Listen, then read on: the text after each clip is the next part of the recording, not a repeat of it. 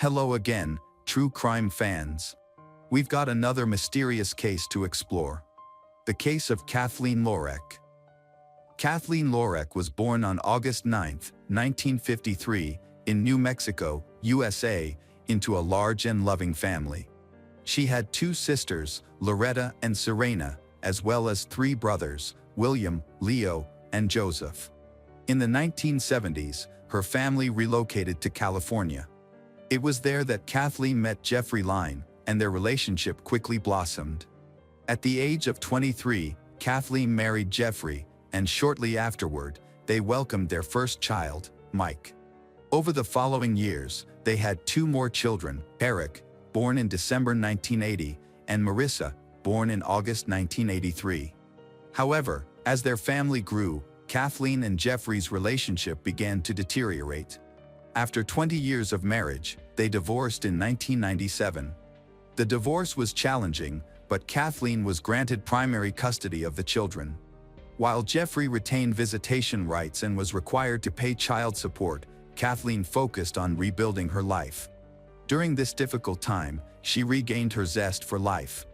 She became more social, remained in California, and as her children grew up and moved out, she fully embraced her independence. Around this period, Kathleen secured a position as an assistant to the general director at a tech company. Her career is progressing steadily, and she seems to be heading toward a promising future. During her time at work, Kathleen met Johannes Lorek, the son of one of her colleagues and a native of Austria. They quickly bonded and began dating.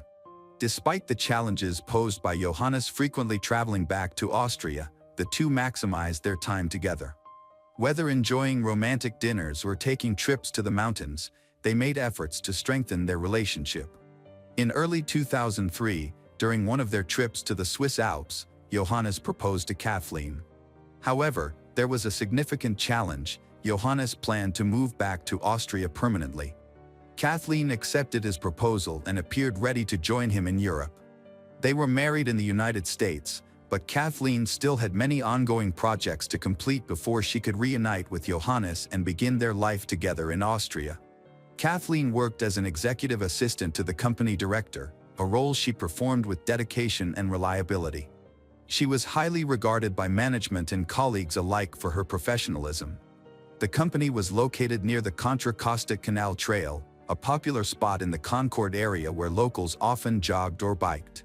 Kathleen frequently took walks along the trail during her lunch break. She kept a pair of sneakers at work just for these walks, and whether she went alone or with a colleague, it became part of her daily routine. Many of her colleagues also enjoyed using the trail during breaks. During her lunch break, which typically lasted about an hour, Kathleen not only had time to eat and rest but also to speak with her husband, Johannes. They often called each other multiple times a day, eagerly anticipating the moment they could reunite. 2 months after their wedding, during a normal workday, Kathleen left for her usual lunch break. On Tuesday, May 13, 2003, at 12:40 p.m., she decided to take a walk along the nearby trail to get some fresh air and talk to Johannes. Co-workers saw Kathleen leave the office and head toward the canal. Typically, this path would be populated with joggers, casual cyclists, or dog walkers, since it was midday and the area was fairly busy. Strangely, however, on that day, the path seemed unusually quiet. In the distance, Kathleen noticed a few figures moving farther away. As she walked along the road, she passed a few people, but at that time, nothing suspicious. After all, she was on the phone with Johannes, who was an excellent companion for conversation. Kathleen and Johannes were calmly discussing their future plans when suddenly Johannes heard an alarming noise, a scream, followed by a thud, and then the call abruptly disconnected. He immediately tried to call his wife back but was sent to voicemail. Unable to reach Kathleen, he contacted her workplace. By the time he reached her colleagues, they were already concerned because she hadn't returned from her usual walk.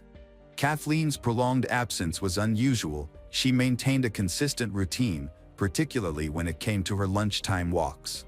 Known for her reliability, it was entirely out of character for her to leave work without notice. Her co-workers and supervisors were puzzled, while Johannes grew increasingly worried.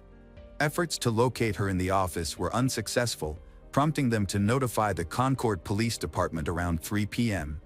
The police took the matter seriously and immediately began investigating. Within 10 minutes of receiving the call, officers started searching along the route Kathleen was expected to follow. Shortly into their search, they discovered blood on the pavement along with marks resembling bicycle tire tracks. The blood smear extended into nearby bushes. Following the trail, the police found Kathleen's sneaker around 3:30 p.m. Her co-workers identified the bloodied shoe, which lay in a pool of blood. Just a few meters from this spot, in a wooded area, a mutilated body was discovered lying on the ground amidst a horrifying scene. The victim appeared to have been brutally attacked and murdered. The assault was so violent that she could only be identified by her clothing, which was mostly pulled down. Authorities believed the attack was motivated by abuse. Kathleen was still alive at first, though she was in critical condition. She was rushed to the nearest medical center, but medical intervention was unsuccessful. At 4:54 p.m., she was declared dead due to a traumatic brain injury. Her skull had been completely shattered during the attack, leaving her head severely crushed. Kathleen, who was employed by a local company, had been attacked while walking on the trail. Johannes had heard her scream over the phone during the assault. Kathleen suffered severe head trauma caused by a blunt object, and after the initial blow, she was dragged into the nearby bushes. Along the way, she endured further brutal beatings, with fragments of her scalp and hair later found along the trail of blood. The area where the crime took place was concealed from view by a hill, making it easier for the attacker to go unnoticed. But the question remained: who could commit such a barbaric and horrific act against a woman? Police requested backup, and forensic experts meticulously examined the crime scene for evidence. Detectives interviewed Kathleen's colleagues and local residents, while law enforcement appealed to the public through the media, seeking witnesses or crucial information. The city offered a $10,000 reward for tips leading to the criminal's arrest. Early in the investigation, only a few reports surfaced, none of which provided useful information. A thorough search of the path and the bushes where Kathleen had been dragged also failed to uncover any new clues. The murderer appeared experienced in committing violent crimes, leaving no trace behind. An autopsy revealed the extent of the brutality Kathleen had suffered. She was severely beaten over an extended period and was also abused. Detectives confirmed that it was an unprovoked act, a conclusion that was corroborated by Johannes. The attack was spontaneous, leaving Kathleen with no chance to defend herself. She sustained no defensive injuries, as she likely lost consciousness after the first blow to her head. Investigators began exploring possible theories about the killer. One theory suggested that the culprit could have been a maniac acting in a state of extreme emotional disturbance, given the excessive cruelty of the crime. Another theory considered a personal connection between Kathleen and the perpetrator, yet who could harbor such hatred toward a kind and gentle woman like her? Johannes, her husband, was unable to provide any meaningful leads. Although the assault took place while Kathleen was talking to him on the phone, he did not hear any names or clues that could reveal the attacker's identity. It appeared Kathleen was struck immediately, causing her phone to be knocked out of her hand, fall to the ground, and shut off. Within an hour of searching, the forensic scientist discovered what appeared to be the murder weapon, a metal rod, torn from a fence made of thick, concreted steel bars. It seemed likely the attacker had discarded it near the crime scene. A bloodied fragment of the rod lay just a few meters away from Kathleen's body. The investigation revealed that she had been struck multiple times with the rod, causing fatal skull fractures. Even if she had survived, the injuries would have left her permanently paralyzed. Friends and family were unable to suggest anyone who might have had a motive to harm Kathleen. With no clear leads, detectives focused on her immediate social circle. They discovered that she had a calm and non-aggressive personality, consistently avoiding anything unlawful or confrontational. Her life was generally peaceful, except for one tumultuous period, her divorce in 1987 from her first husband, Jeffrey Line. Known to be a particularly bitter process, the divorce raised suspicions about Jeffrey. Detectives speculated that Jeffrey might have harbored lingering resentment toward Kathleen, which could have intensified upon learning of her recent wedding. This potential surge of anger might have led him to act impulsively. However, the investigation stalled, leaving the crime unsolved. When the crime scene was eventually reopened, unease persisted in the area. Local residents avoided the spot, fearing another violent incident, and employees of nearby businesses stopped visiting, concerned about encountering a possible predator. Kathleen's second husband, Johannes, was quickly cleared as a suspect. His alibi was solid, confirmed by a verified mobile phone call that placed him far from the crime scene at the time. Investigators also interviewed Jeffrey, the ex-husband, who also had an ironclad alibi. They explored the possibility that either man could have hired someone to commit the crime. However, this line of inquiry led nowhere and seemed unlikely from the outset. Within hours of contacting the police, both men were removed from the list of suspects. As investigators scrutinized the area surrounding Kathleen's body, they discovered something significant was missing: her phone. If she had been on a call during the attack, where was her phone? Detectives suspected the killer might have taken it. Tracing the phone's signal led them to a residential complex just a 5-minute drive from the forest where the body was found. Police quickly obtained a search warrant for the entire building. During the search, officers encountered Juan Sanchez, a 20-year-old resident, who reluctantly admitted that he had Kathleen's phone. At first, it seemed he might be involved in the crime. However, Juan denied any wrongdoing, explaining that he had found the phone earlier that day while riding his bike. On his way back from the store, he came across a phone abandoned near the blood trail that detectives had discovered earlier. Juan led authorities to the location where he had found it, approximately 50 meters from the trail. The authorities found Juan's account plausible but opted to verify it through DNA testing. Kathleen had been abused, and biological samples collected from her body allowed investigators to create a DNA profile of the attacker. However, the case predated advanced DNA analysis techniques, and the process took significant time. Once the attacker's profile was developed, it was compared to entries in the DNA database, which, at the time, contained only around 6 million samples, a relatively limited number. Unfortunately, no match was found. Juan's DNA did not correspond to the crime scene evidence, leaving the investigation at a dead end. As police struggled to make progress in their investigation, fear and confusion grew in the local community.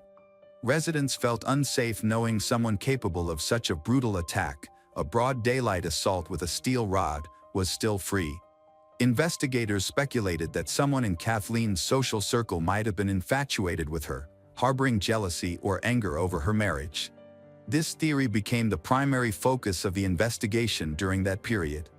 According to one of Kathleen's colleagues, shortly before she met Johannes, she had a brief relationship with a young German man. A friend stated that Kathleen was supposed to meet him just a few days before the attack. It seemed that she was feeling uncertain, so she wanted to clarify things by explaining that she was married and wanted him to end any hope of pursuing a relationship with her. Though a deeper relationship was clearly impossible, she was willing to meet him once, as he seemed to have good intentions. However, some individuals do not handle rejection well, which can sometimes lead to dangerous behavior.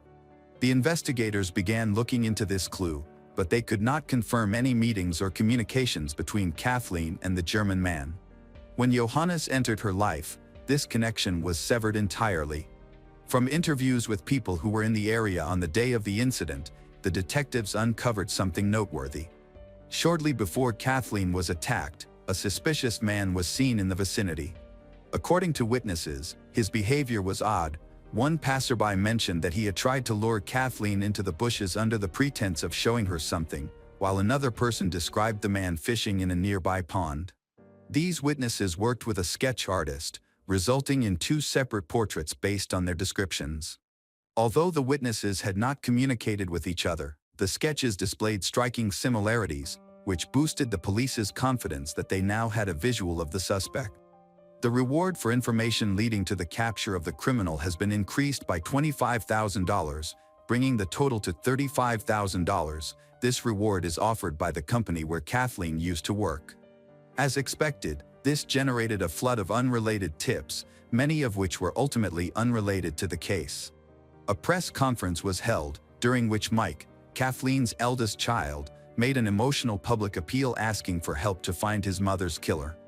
Authorities also released sketches of the suspected perpetrator. Simultaneously, detectives compared the sketches to a database of known criminals with histories of abuse or violence. Based on the psychological profile, they believed the suspect was an experienced offender with a history of violent behavior, likely including incidents involving bloodshed. Their investigation eventually led them to identify John Kaler as a match to the released sketch. Trained dogs were brought in and followed his scent to his home, but the trail ended near a highway just a few kilometers away. 3 days after the attack, on May 16, 2003, the police arrived at John's residence. To their surprise, it wasn't John who answered the door but a frightened and frail woman. She introduced herself as his sister, Elizabeth, and stated that the officers had arrived too late. She explained that on May 14th, after the press circulated images of the suspect following a press conference, John went to the Golden Gate Bridge in San Francisco and ended his life. Detectives concluded this was no coincidence and believed John had ended his life due to the enormity of committing one of the most senseless and violent crimes in recent history. The police obtained warrants to search John's residence, and the findings confirmed their suspicions. Among the evidence were bloody clothes matching witness descriptions of the man seen on the day of the attack on Kathleen. They also found newspaper clippings about the crime, a behavior often associated with murderers. Additionally, they discovered a cutout likeness of the police sketch, created based on witness accounts, which closely resembled John. John's prior offenses were relatively minor compared to the heinous crime he was now suspected of committing, leaving everyone shocked that he could be responsible for such an atrocity.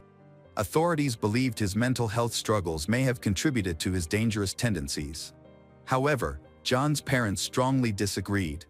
His father criticized law enforcement, accusing them of unfairly linking his son's mental health condition to the horrific crime. He saw this as an insult to his son's memory and a way to unjustly defame a man already suffering from an illness.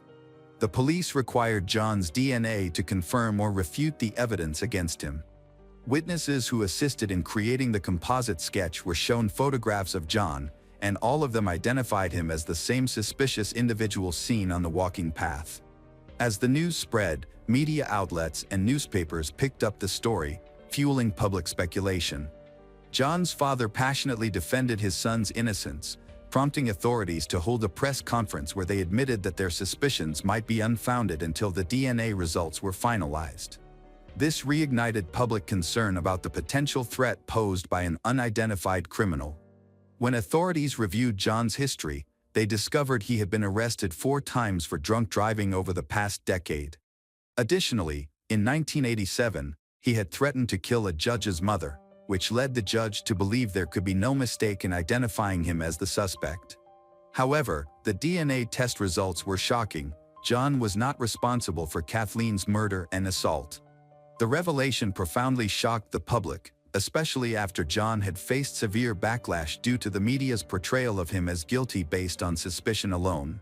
His family demanded an apology, arguing that the damage inflicted on John's reputation ultimately drove him to end his life. The publication of portraits resembling him further contributed to his devastation. John's father advocated for legal reforms to protect the families of suspects when there is insufficient evidence. Tragically, despite their efforts, their family inadvertently fell victim to the fallout from the investigation.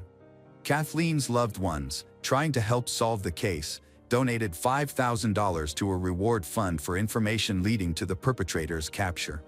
This brought the total reward to $40,000, but it did little to advance the investigation.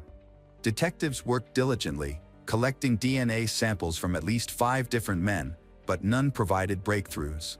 Approximately 4 months after the murder, a witness who had previously spoken to investigators returned to the station with new information. He described encountering a suspicious man with a bicycle near the canal shortly before the attack. The man was standing in an unusual location, looking around nervously, and appeared alarmed upon noticing the witness.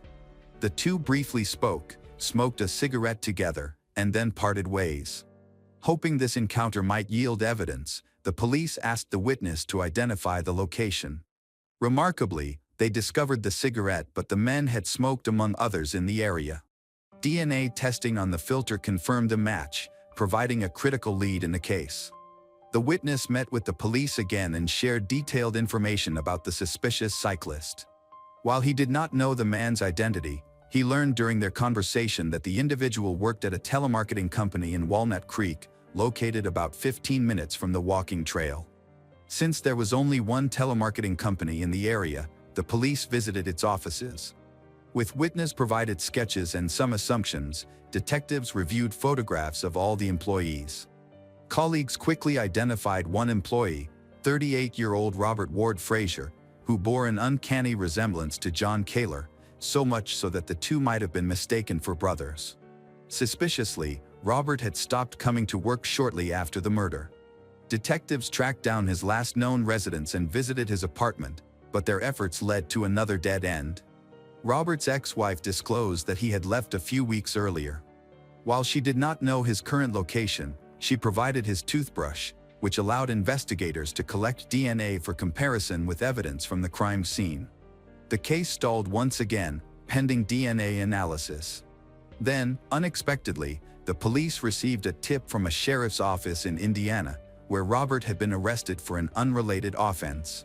He had attempted to return to his hometown but was wanted in another state for violating probation conditions before moving to California. Authorities questioned Robert, who admitted to living near the area where Kathleen was murdered. However, he vehemently denied any involvement in the crime. Originally, Robert denied having any involvement in the case.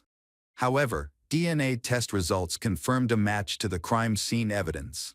When confronted, he claimed that he had walked along the path while intoxicated, needed to relieve himself, and may have accidentally left DNA traces on Kathleen's body while urinating. However, this explanation did not account for how his bodily fluids ended up inside her.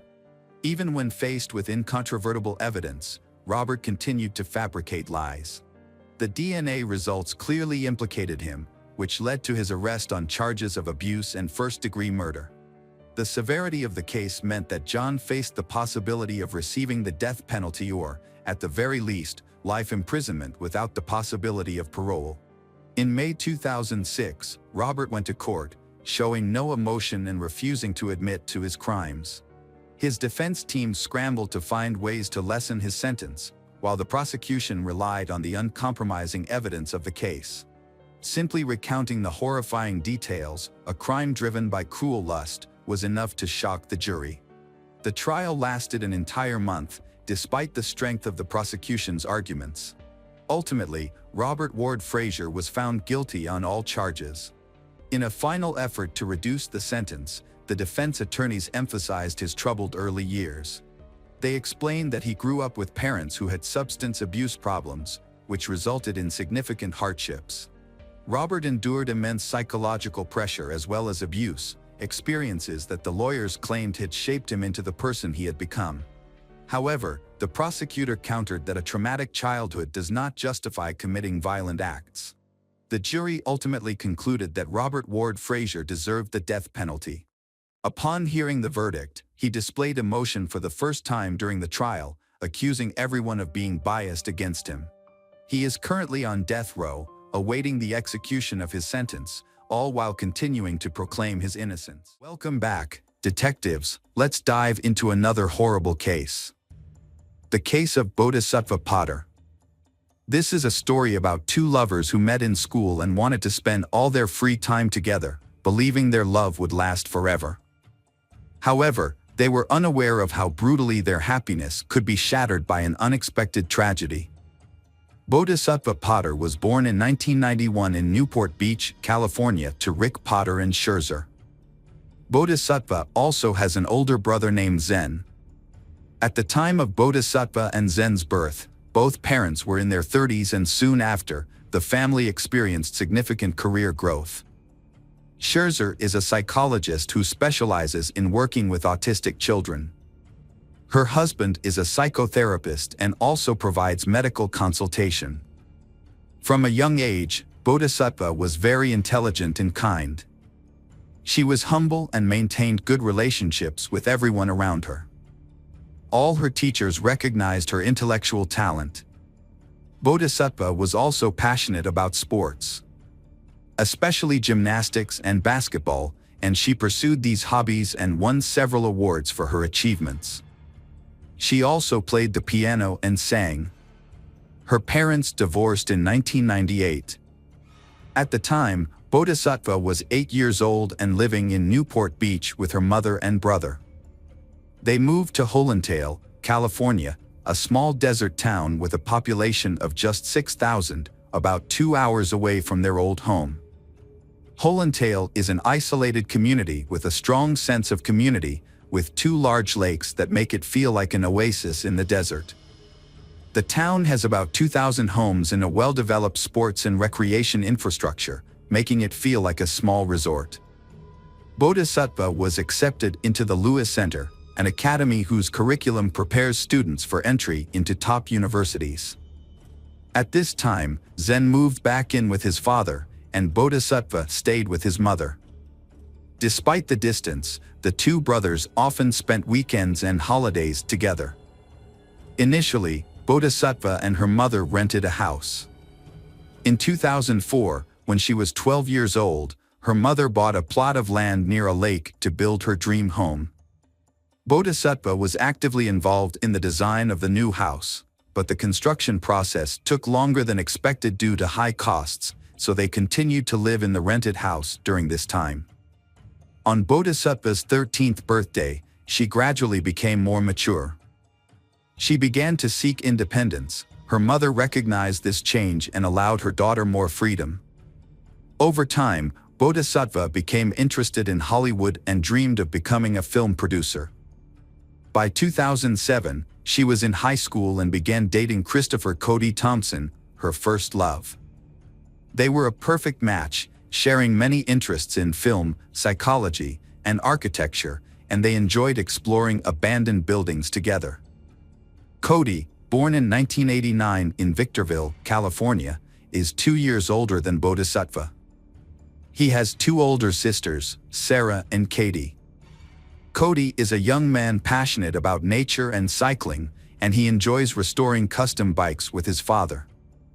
At the time he met Bodhisattva, Cody had been working as a teaching assistant for 2 years. People generally describe him as friendly and outgoing. Scherzer was surprised to find out that her daughter had a boyfriend. She felt that it was too early for her daughter to start a relationship and was prepared to intervene if necessary. However, as a psychologist, she realized that she needed to accompany her daughter. She understood that her daughter was growing up and that this journey could not be controlled by restrictions alone. Initially, she considered Cody to be a bit rude, which made her feel uncomfortable. However, as they began to communicate, they found common ground. The Scherzer soon realized that her initial judgment about Cody was wrong. He turned out to be a good person. She felt more secure about her daughter's relationship. Cody graduated from high school and began working for the family business, which helped him become financially independent. He was able to support himself and even buy his own car. He has a passion for exploring old buildings, so he scheduled a visit to an old military bunker that had been repurposed and is now open to the public. Initially, the place attracted many adventure lovers. Over time, it became a popular place for teenage parties. However, the place was not safe. The bunker was often used by addicts to do drugs, and people also came here to practice shooting for themselves. Despite these risks, Cody still wanted to visit because of its uniqueness. Many of his friends knew about it but disapproved of his hobby. However, Cody was attracted to the place and liked the feeling of being in a secret location.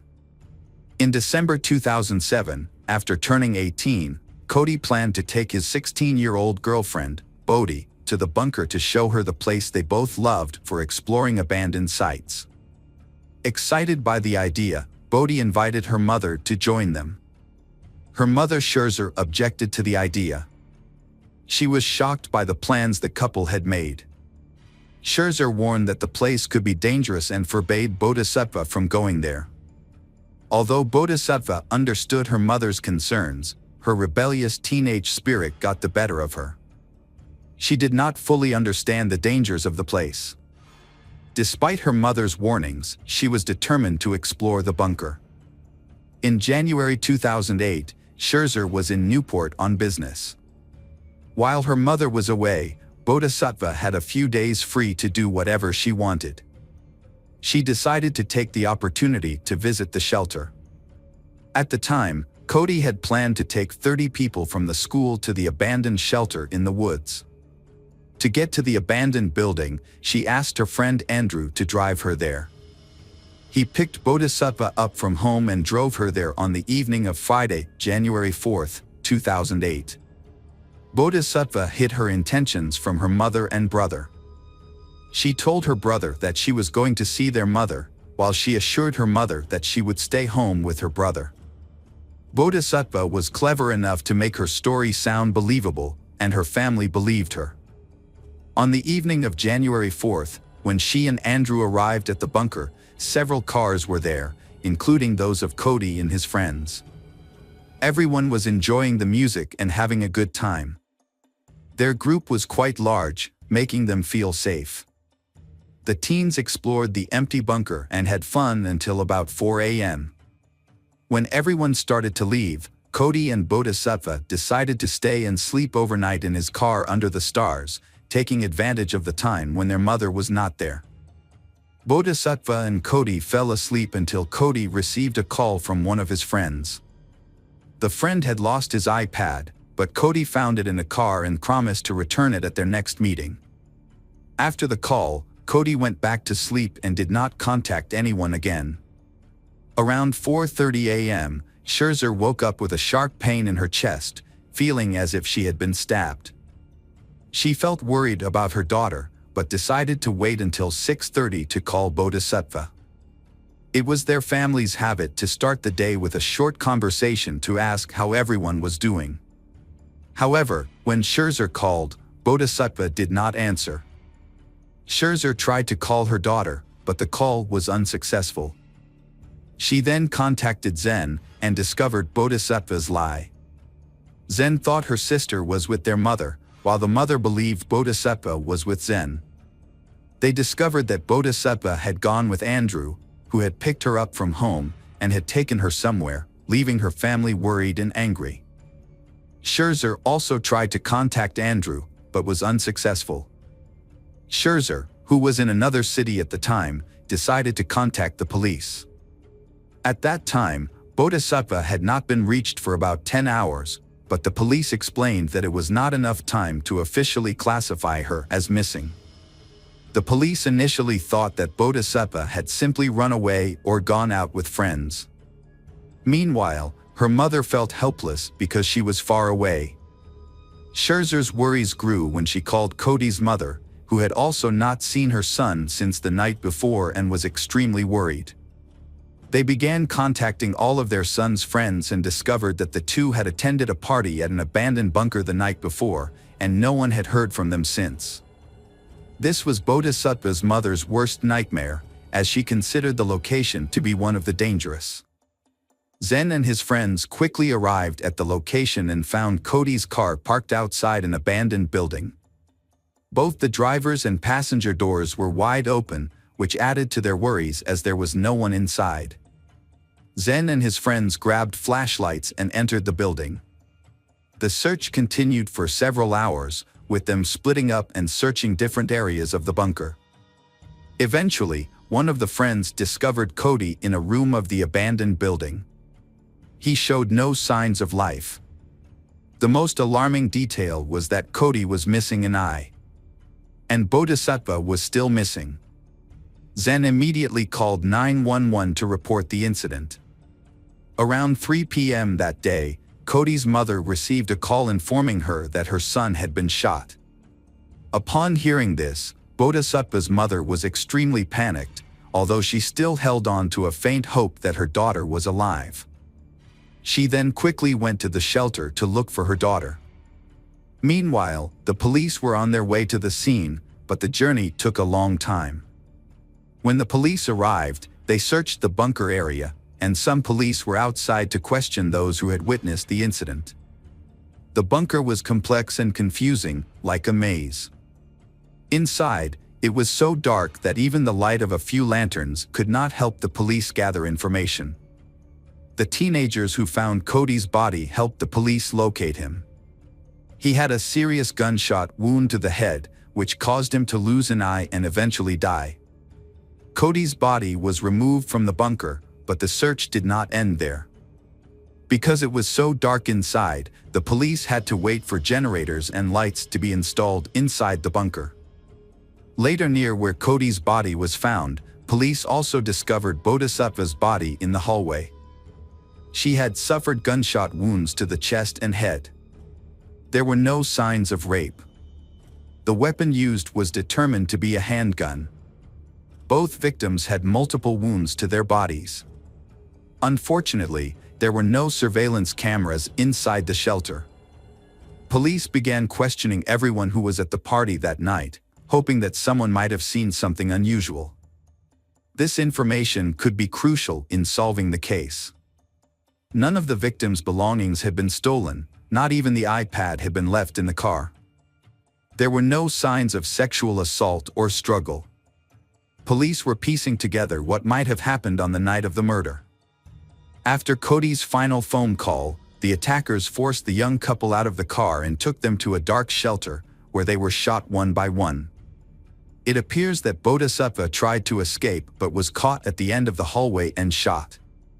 The shocking murders of Bodhisattva and Cody caused widespread public outrage. Such a dangerous military site was easily accessible. It was not fenced, locked, or monitored. As a result, a debate arose over the demolition of the abandoned building. During the investigation, police learned that several years earlier, a young man had encountered a group of dangerous men in the area. The men were clean-shaven and acted aggressively, suggesting they were members of the same gang. However, the men were never seen again after that encounter. In their investigation, the police focused on a call made by a friend to Cody at 4:30 a.m., when Cody was still alive. Bodhisattva's mother then attempted to reach her daughter at 6:30 a.m. but was unable to make contact. This timeline indicates that the tragic events leading to the double murder occurred between these two calls, starting after 4:30 a.m. A large amount of evidence was collected at the crime scene. Forensic scientists had to analyze thousands of fingerprints and hundreds of spent cartridges, as well as a large amount of trash in the abandoned building, to determine what was related to the case. In addition, the victims' computers were confiscated for valuable information. Police believe that Cody and Bodhisattva may have had an argument with someone, leading to the attack. During questioning, some friends who attended the party recalled that 3 strangers entered the basement. These strangers, aged 17 to 18, arrived in a Honda Odyssey van around midnight and asked to join the party. They were allowed to stay and brought alcohol to share. Cody's group thought they were normal teenagers and didn't suspect anything unusual. However, none of Cody's friends could remember when the strangers left the party. On January 13th, the police received a crucial tip from Sean, an informant. He revealed that his friend, David Smith, had called him on the night of the murders, inviting Sean to a bunker for shooting practice. Sean declined the invitation. A few days later, David contacted him again, sounding very concerned. Sean asked David about recent events, and Sean received a vague answer that alluded to a serious crime. This led Sean to suspect that David might be involved in the double murder at the bunker, so he reported his concerns to the police. Police later interviewed a key witness, who identified David Smith as a 19-year-old from Limestone, about an hour and a half from Holy Dale. On the night of the murder, David and his friends Colin McLaughlin, 18, and Cameron Thompson, 16, had set out for a fun night out that turned deadly. They drove Cameron's mother's SUV into the desert, where they stumbled upon a bunker party. The teens gathered there became their targets, leading to the tragic events that unfolded. In 2007, David, a former high school track and field athlete, lost his athletic scholarship to the University of California, Riverside after a disagreement with the head coach. Unable to pay for college, he was expelled and moved in with his friend Cameron, who then introduced him to Colin. The three quickly became close friends, but their aggressive behavior scared the local residents. The three criminals were arrested on January 17th. But all three denied any involvement in the crime. During a police search of their home, the police found the murder weapon. In addition, blood was found on clothing and shoes, and tests confirmed that the blood belonged to Bodhisattva and Cody, who were murdered. Friends who were present at the bunker that night identified the attackers as strangers who had brought alcohol to the party. All of the teens came from troubled families. Colin's father was a police officer, which gave them access to the weapon used in the murder. Colin, considered the ringleader of the group, had struggled with mental health issues since he was 5 years old. By the age of 17, Colin had attended 7 different schools and had spent some time in an adult detention center. He had significant difficulties adapting socially, which were made worse by his use of alcohol and drugs. During the investigation, many witnesses reported his troubling behavior. Colin even confided in friends that he had thoughts of killing. When he was angry or had an argument with his parents, he would often threaten to kill them. As Colin entered his teens, many people began to fear him, especially when he started talking about mass murder online. During a search of Colin's belongings, police discovered evidence that he had a history of violence. Colin had repeatedly threatened to kill others, including writing detailed notes about shooting up classmates. While in school, he was evaluated by a psychiatrist and diagnosed with bipolar disorder, and he was put on medication. At age 16, Colin faced court charges for attempting to build an explosive device, a year before he killed Bodhisattva and Cody.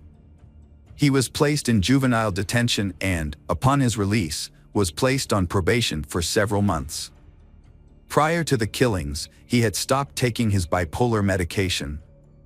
The suspects, Colin McLaughlin, Cameron Thompson, and David Smith, have not confessed to the crime. However, during pre-trial hearings, Colin was identified as the primary perpetrator of the murder and was released on $2 million bail. He faces a potential prison sentence of 111 years. In contrast, David Smith's bail was set at $1 million and he faces up to 81 years in prison for his involvement in the crime.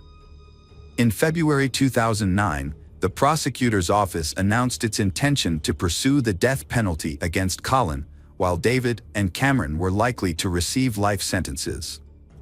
The defense argued that Colin, who suffers from bipolar disorder, should receive treatment instead of being detained or executed. As a result, a psychological evaluation was ordered.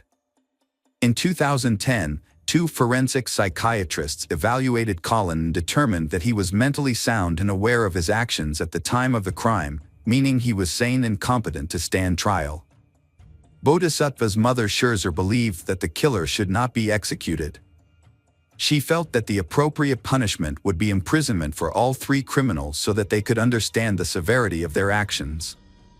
The case took a long time to resolve, lasting more than 4 years due to discussions about the evidence and the ages of the criminals. It was eventually decided to try the criminals as adults.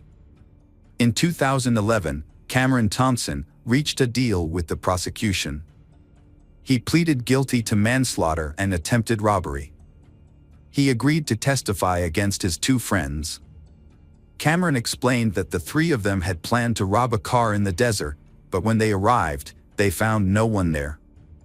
Instead, they stumbled upon a party in a nearby bunker. Initially, they asked to join and gain the trust of the teenagers at the party. But there were too many people and they realized that this was not the right time to strike. They decided to wait until most of the teens had left before attacking anyone. The criminals hid in a truck, armed with guns, and were not detected by Cody. When the couple fell asleep in the truck, the criminals sprang into action.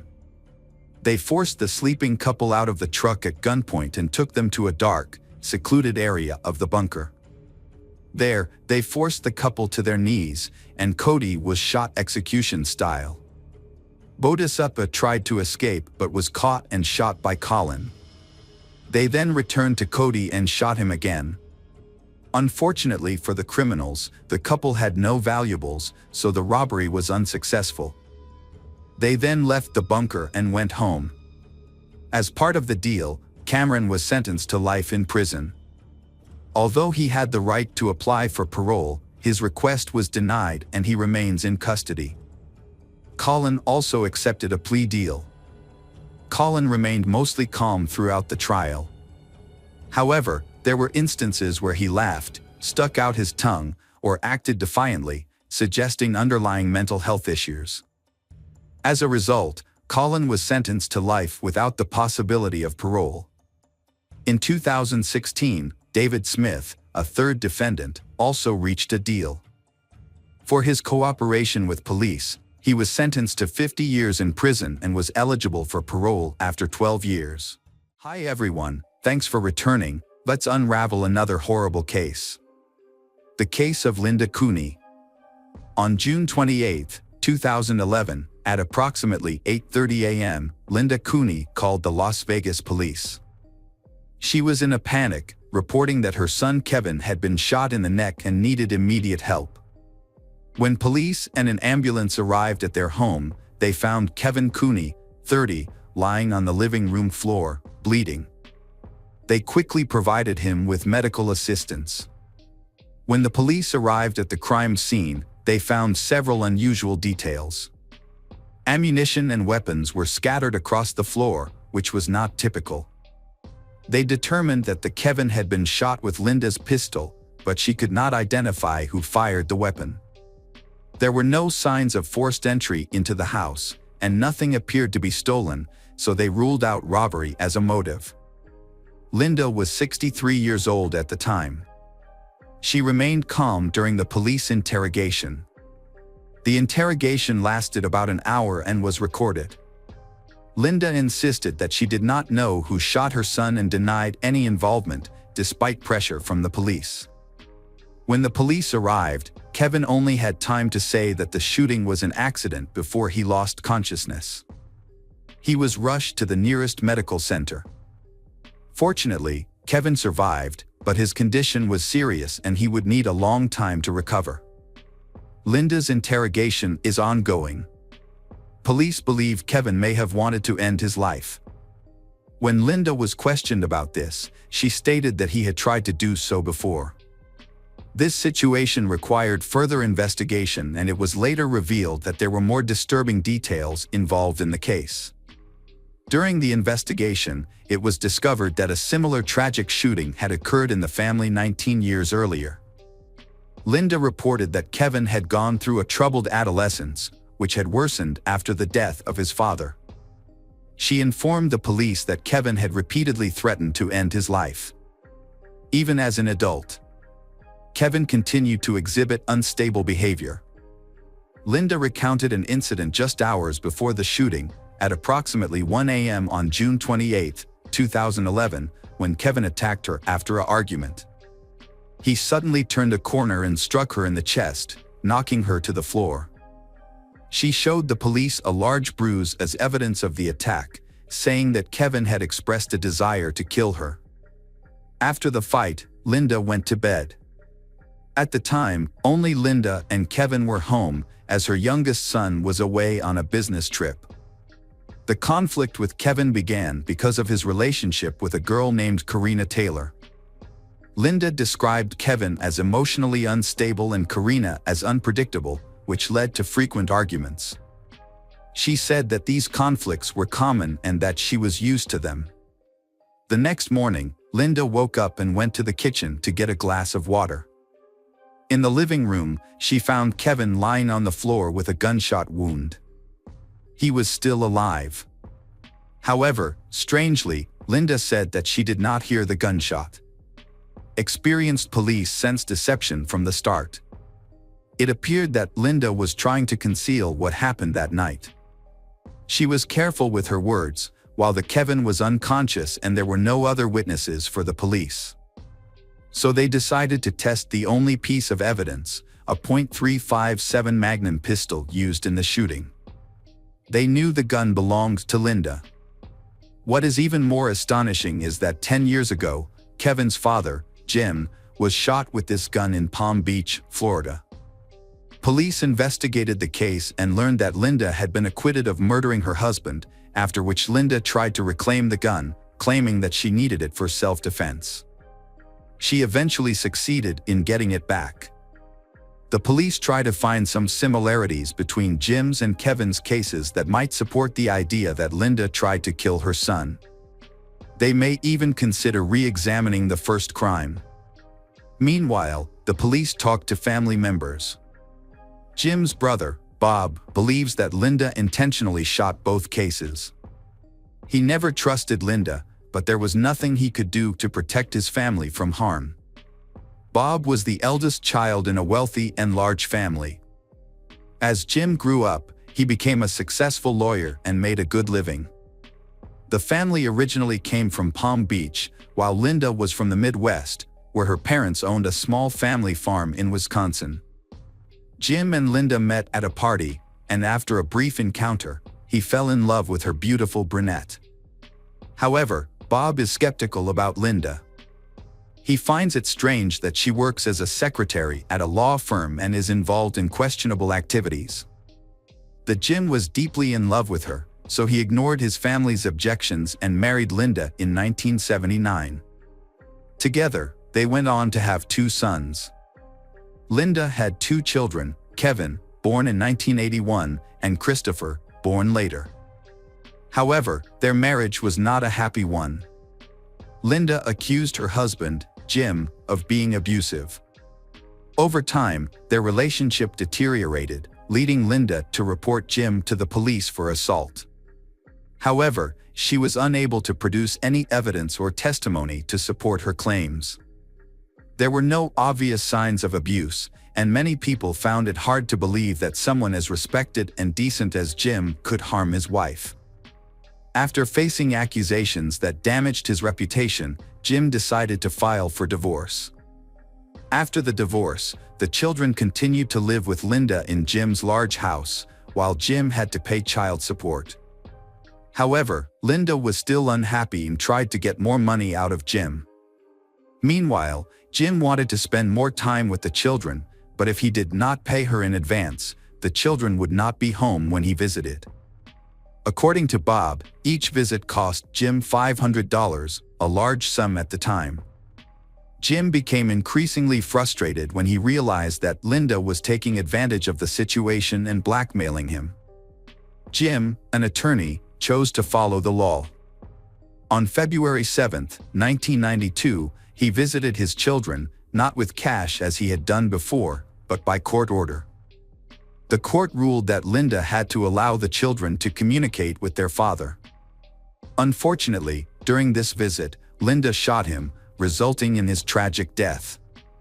Family members believe that she was angry that he refused to provide financial support because she had previously relied on her ex-husband while not working. In a fit of rage, she shot Jim and then called the police to report the incident. When the police arrived, they found Jim lying on his back in a pool of blood. He was holding a kitchen knife in his right hand, and he had died from multiple gunshot wounds. Linda shot her ex-husband at close range but claimed it was self-defense. She stated that Jim attacked her with a knife, leaving her no option but to shoot him. However, police were doubtful because Linda had no injuries at all. There wasn't a single scratch on her body. This led to questions about whether Jim had actually attacked her and what his motive might have been. In the end, Linda's account was not believed, and she was arrested and charged with first-degree murder. The key witness in the case was her son, Kevin Cooney, who witnessed the murder of his father. He was called in to testify. On that tragic day, younger brother, 8-year-old Christopher, was hiding in a closet and couldn't see the events unfold. Kevin, however, was in the bedroom with the door open to the kitchen, where his parents were arguing. He watched through. He looked through the crack in the door. Kevin remembered feeling terrified and anxious. He was frozen in place, unable to move, when he saw what had happened. Kevin reported that before the shooting started, he saw his father holding a shiny object, but he couldn't identify it clearly. He thought it looked like a knife, but it might have also been a key or something similar. After the shooting, when he left the room, he noticed his father no longer had anything in his hand. It was only after the shooting ended that a knife appeared in his father's hand. When the police arrived, they suspected Linda had staged a self-defense scenario by placing the knife in Jim's hand. Linda had a strong motive for this action because her husband's sons would inherit his money upon his death. Her children would benefit from Jim Cooney's life insurance policy, worth $1 million, which, along with his considerable estate, would be passed on to his children. However, the most compelling evidence the police uncovered was not Linda's call to the police, but her phone records. They discovered that before calling 911, she had contacted her lawyer first, possibly to seek legal advice. During the 911 conversation, Linda made several verbal errors, possibly due to confusion. She asked for backup and claimed that her ex-husband was trying to stab her, despite having previously said that she had shot him and that he appeared to be dead. The police were certain that Jim was dead before she called her lawyer, and she only contacted the police afterwards. It is also feared that, before her arrest, Linda had convinced Kevin that the knife had been in his father's possession the entire time. During the trial, Kevin testified that he saw an object in his father's hands. In 1993, 11-year-old Kevin took the stand as a witness. He spoke with a stutter due to fear and held a small toy. Although his testimony was somewhat confusing, it was convincing enough for the jury to quickly acquit Linda Cooney, leading to her release from the courtroom. Clearly, Kevin's testimony played a crucial role in her defense. Afterwards, she gave an interview to numerous media outlets, describing her ex-husband as a typical abuser. She maintained that she was not a murderer but acted in self-defense. To protect herself and her children, some people supported her. However, most Palm Beach residents who knew Linda's family did not believe her explanation. Because of Jim's calm and non-confrontational nature, the locals looked down on her and assumed she was the murderer. As a result, Linda could not stay there long due to the public backlash and the potential for conflict. After receiving financial support, she packed her children and moved to Las Vegas.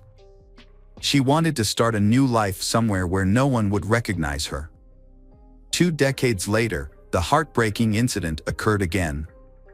It involved the same .357 Magnum pistol that was used to shoot the family's father, Jim.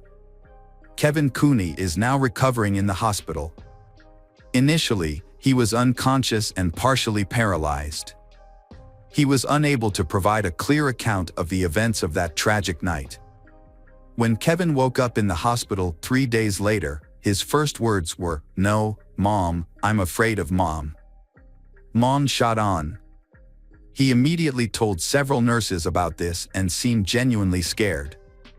It was clear he feared that his mother would come back to harm him again. His statements were serious, indicating that he was not joking. Kevin's girlfriend, Karina Taylor, was not surprised by his words. She said she lived in fear of his mother during their 2-year relationship. Their relationship began in 2009. Karina stated that Kevin had a constant fear of his mother, who reacted harshly whenever he had a girlfriend.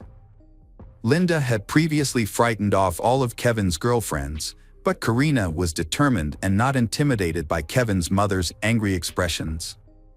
From their initial interactions, Karina developed a negative view of Linda, finding her to be erratic and aggressive. Linda bluntly tells Karina that Karina's family will never accept her and advises her to stay away from Kevin. And Linda ominously implies that she always carries a gun for self-defense. This makes Karina realize that it is best not to confront Linda, causing her to secretly meet Kevin out of fear for her safety. Kevin's previous girlfriends share similar concerns. 1. Clarita Candle believes Kevin's mother is a serious threat, as Linda has threatened her life. Kevin often finds himself caught in the middle, desperately trying to protect his relationships, which are constantly sabotaged by his mother's behavior. Kevin really wants a future with family and children. But at the age of 30, his mother disapproves of his wishes. One day, his ex-girlfriend Clarita receives an unexpected call from Linda, who has found out her phone number. Linda rudely begins to interrogate Clarita about her life, using vulgar language and accusing her of only being after Kevin's money. This confrontation escalates into a series of unpleasant encounters, where Linda openly insults and threatens Clarita. Although Kevin and Clarita's relationship is short-lived, Clarita constantly feels uncomfortable and believes that Linda is stalking her. Eventually, the stress becomes too much, and she decides to break up with Kevin to find peace. Linda's plan to keep Kevin away from the girls worked for a long time, but it didn't work with Karina Taylor. Kevin and Karina's relationship grew stronger, and he wanted to build a life with her. He decided to leave his mother and move in with Karina, sharing their plans on social media. When Linda found out, she started spreading rumors and even contacted Karina at her work. Kevin wanted to make things right with Linda, and Karina believed he tried to do so the night he was shot. Kevin could not stand his mother's control, so he announced that he was leaving. However, she refused to let him go and used a weapon. She went down from the second floor and shot him in the neck. Police determined that Linda used a .357 caliber gun, the same gun used in Jim's murder. Police discovered that, once again, Linda did not immediately call the police. She waited about 15 minutes before seeking help while Kevin was on the verge of death. Phone records show that she first called her second son, Christopher, who was not nearby. The investigation concluded that Linda was guilty of attempting to murder her son. She was arrested and charged with the crime. On April 8, 2014, Linda went on trial. It had been more than 20 years since she first killed her husband. This time, the trial was held in Las Vegas, where she was charged with attempting to murder Kevin.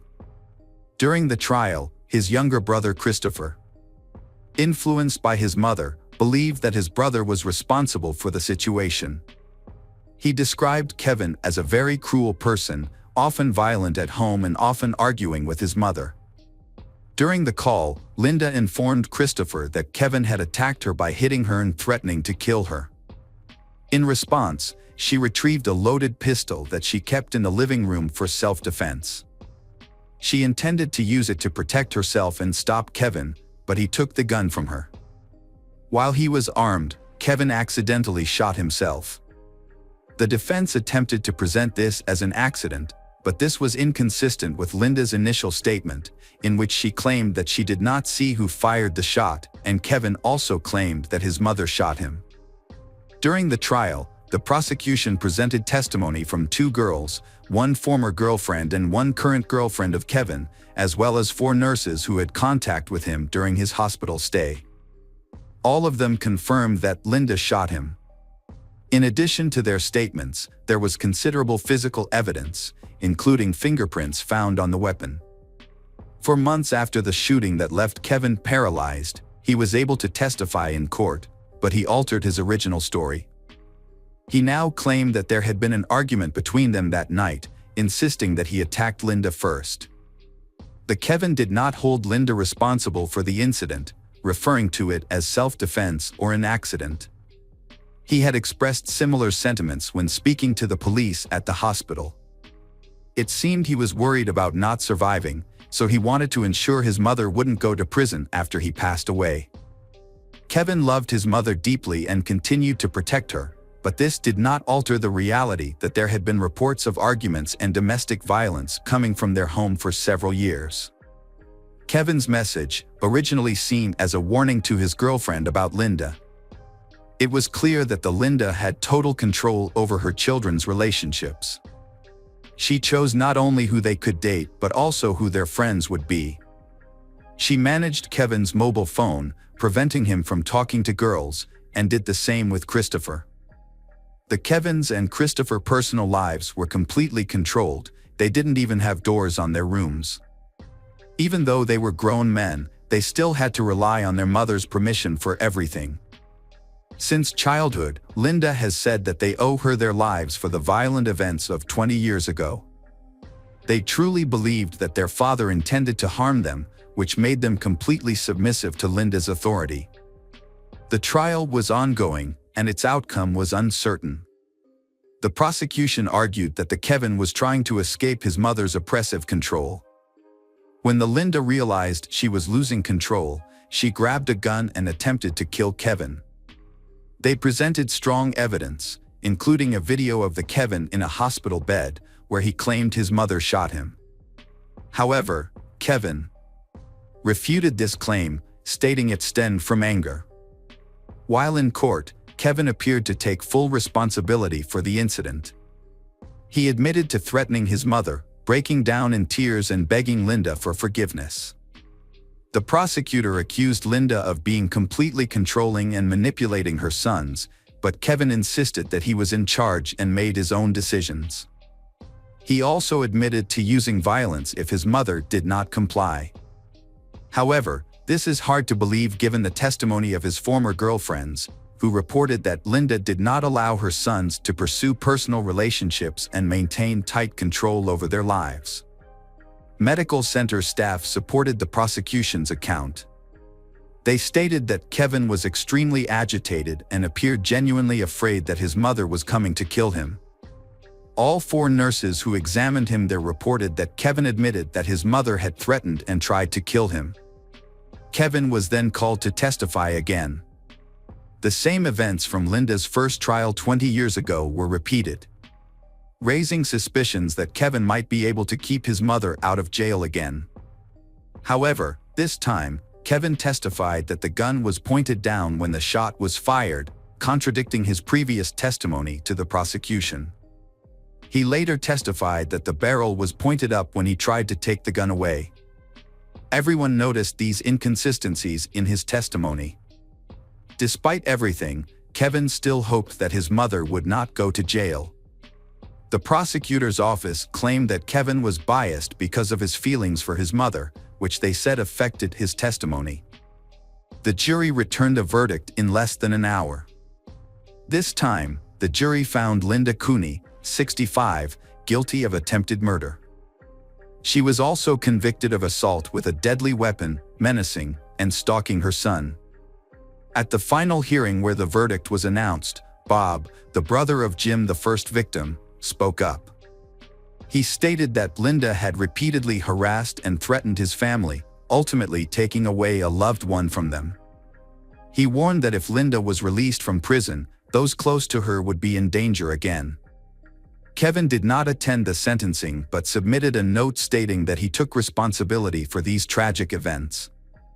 In her defense, Linda stated that she had worked hard for years to provide for her children and meet their basic needs. However, she also believed that Kevin had inherited mental health issues from Jim, which contributed to his aggression that night. The court sentenced Linda Cooney to 40 years in prison, with the possibility of parole after 13 years. Jim's family was unhappy with the sentence, believing it was unfair. Hey detectives! Welcome back. We've got another mysterious case to explore. The case of Lauren Heike. Lauren Heike was born on November 20, 1993, in Seattle, Washington, USA, into a wealthy family. Her father owned a plumbing company, and her mother worked in real estate. She was close with her brother, Ryan. She graduated from Silver Daily High School in Washington and then moved to Phoenix, Arizona, to study cosmetology and skin care. She began working at 18 and built a successful career. Her first job was as a customer service representative. In 2015, she became a leading manager at the well-known company Benefit, where she worked for 5 years. Afterward, she worked as a cosmetologist in a beauty salon for 9 months. In October 2020, she took a manager position at a center for aesthetic medicine. She planned to follow her mother's path in real estate and wanted to explore that field. At the time of the tragedy, she was working as a full-time instructor at a golf club. Lauren was never afraid of challenges and never got discouraged. She easily connected with new colleagues and was very responsible. She is actively involved in the fields of beauty, sports, and real estate. Everyone who knew her described her as bright, kind, and humorous. Lauren is in good health, plays sports regularly and leads an active, healthy lifestyle. She has many good friends and spends most of her free time going out with them. She also loved to travel. Every day, after waking up, she has the habit of going for a walk. She found joy in even the simplest things, like a morning walk or a cup of coffee at breakfast. Tragically, Lauren's life ended at just 29 years old. Her loved ones are deeply saddened by her passing. On April 28, 2023, she started her day as usual. After waking up, she had coffee, spoke with family and friends on the phone, and prepared for a walk. Her route was that she passed through North Phoenix, near her apartment. As always, she intended to enjoy the fresh air and recharge for the day. This walk in the park is her favorite, as it gives her a path to reflect in quiet space. However, on that day, she didn't return home from her walk.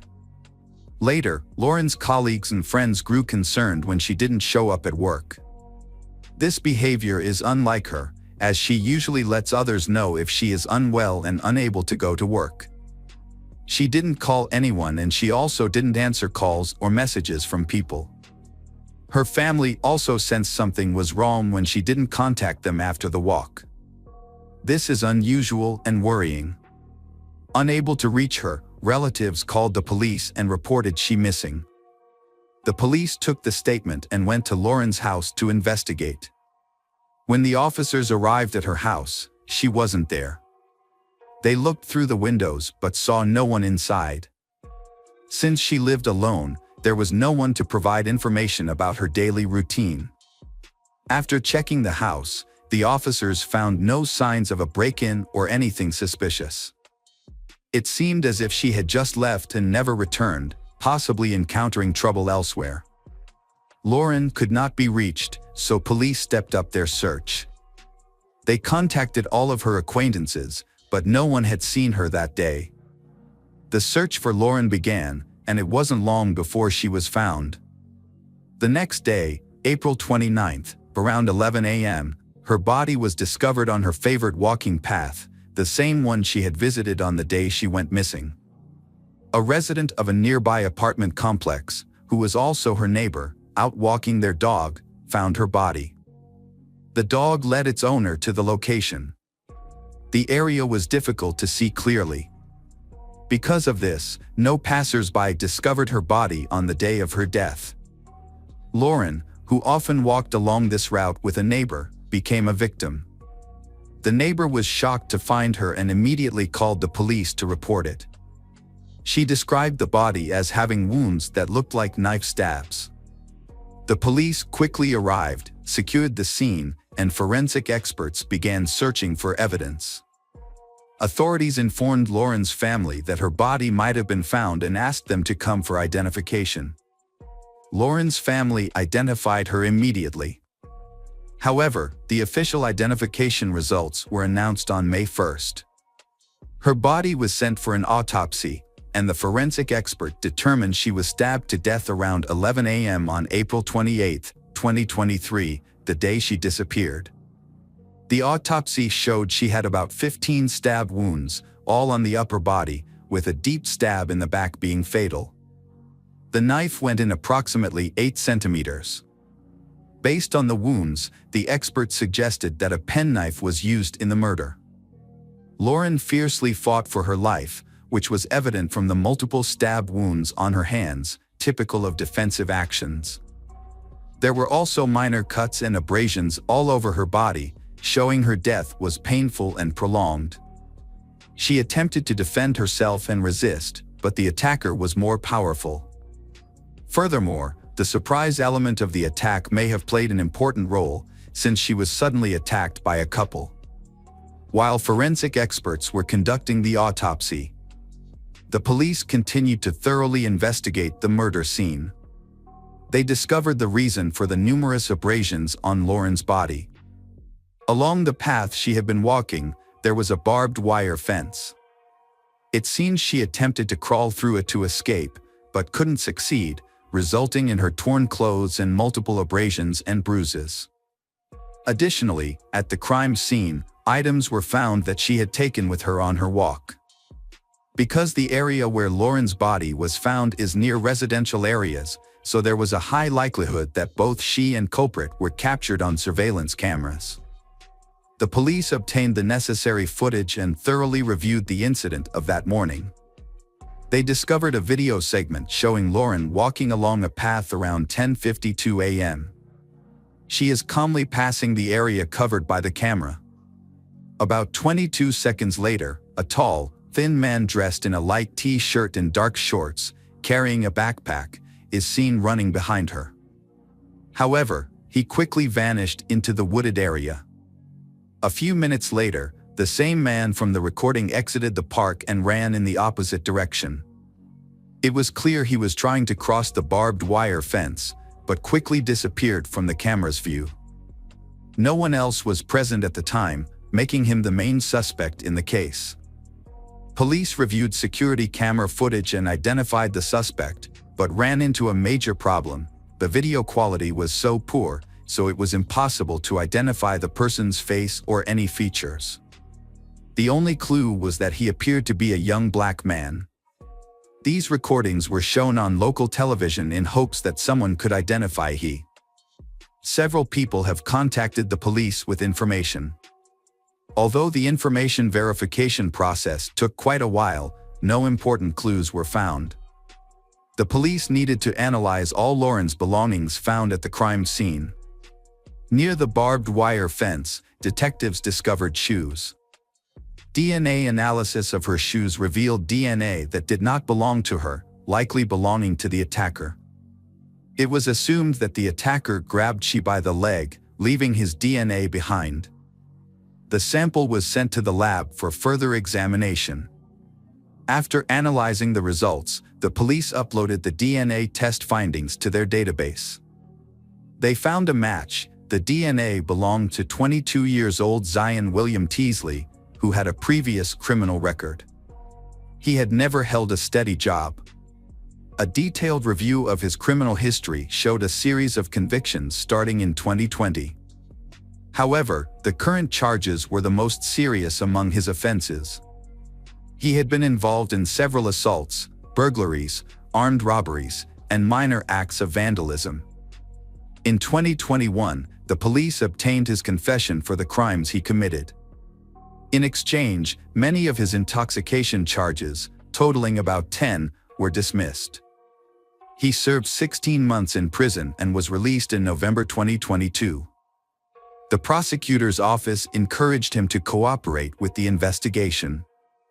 Even though his DNA was on Lauren's shoes, that doesn't mean he's the killer. His DNA might have accidentally ended up on Lauren's shoes. This was not enough to arrest and charge he. More convincing evidence was needed. Therefore, detectives decided to examine his mobile phone. Officers tracked the location of Zion's mobile phone. The phone records showed it was in the area where Lauren was killed, at about the same time in the morning. Moreover, the route taken by Zion's phone matched exactly with the movements of the person seen on video. Doubts about Zion grew, but this evidence was not enough to convict him. So, the officers canvassed the area, questioning residents of nearby houses. They hoped to find people who knew the suspect and were able to identify him in the camera footage. Several local residents confirmed that the man in the video resembled Zion. Detectives consulted Zion's acquaintances, and they provided useful information. They revealed that he owned a penknife with a blade exactly 8 centimeters long, closely matching the weapon used in the murder. During the investigation, Zion remained placed on probation for a previous assault conviction. Just 5 days after Lauren's murder, he reported to the police department as required. Officers decided to speak with his probation officer. The officer mentioned that Zion appeared nervous during their last meet, as if he was anxious about something. When shown CCTV footage of the suspect, the probation officer said that the person resembled Zion in both physique and appearance and wore similar headphones. However, the officer couldn't be completely certain that the person on camera was the same as the one Zion. Soon after, the police decided to question Zion, the prime suspect. This meeting occurred on May 4th at his residence in Teasley, located on North Scottsdale Route, just a 5-minute walk from where Lauren was murdered. The police met Zion and asked him to come in for questioning. He agreed and accompanied them to the station, and he was shown CCTV footage of Lauren and suspect. During the interrogation, he became nervous, frequently changed his story. Initially, he claimed he had never seen Lauren. But he later insisted that he was not the person in the CCTV footage and denied any involvement in the murder. Police discovered contradiction in Zion's statement during the first interrogation.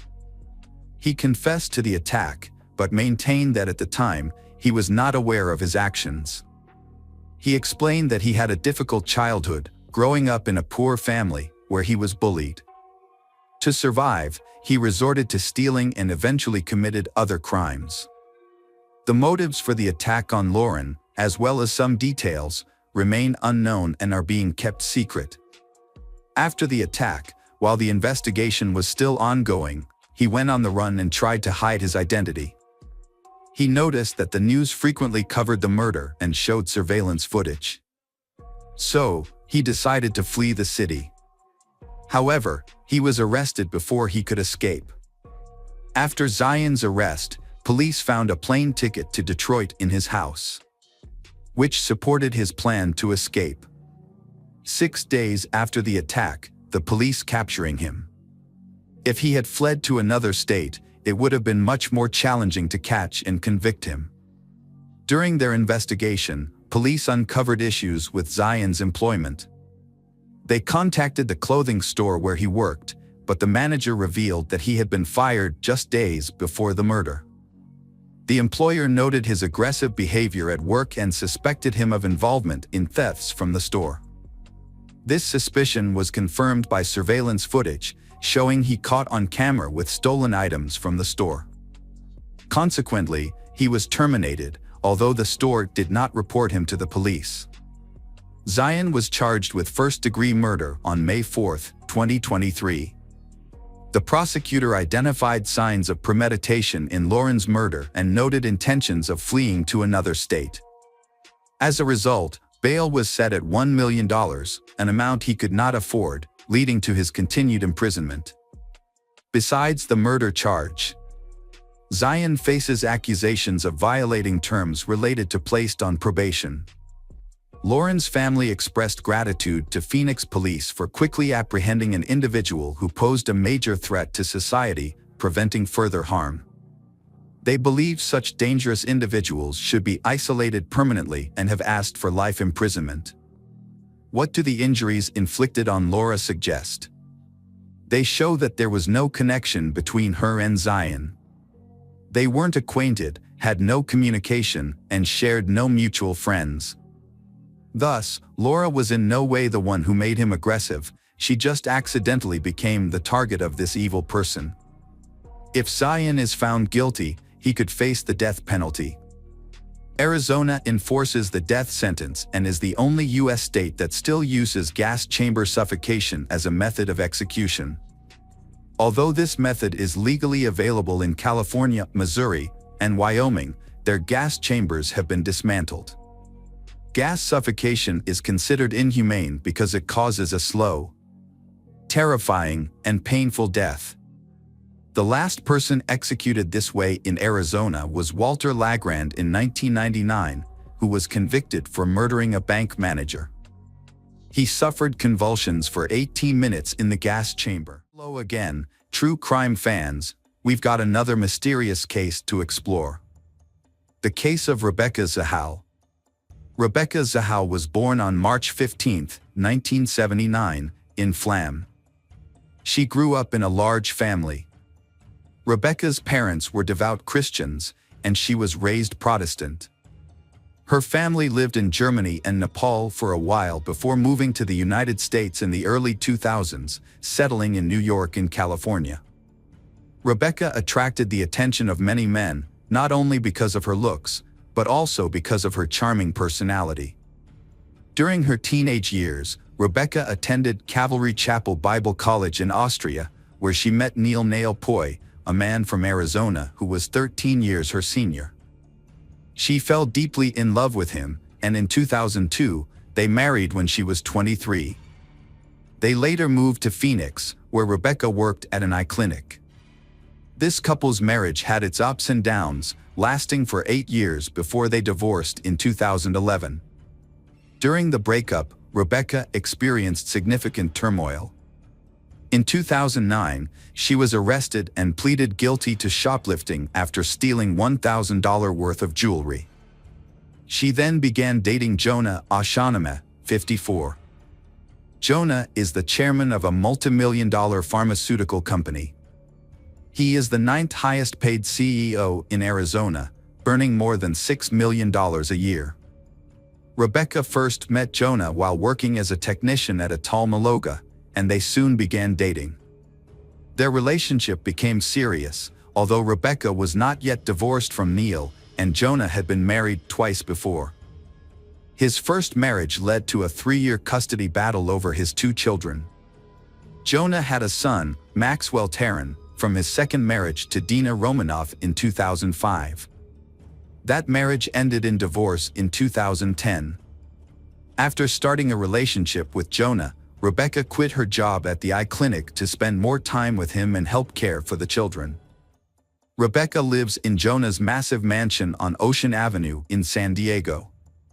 However, Rebecca's life is not a fairy tale, and not everything is as it seems. The main issues stemmed from Jonah's 2 daughters from his first marriage, who did not get along with Rebecca.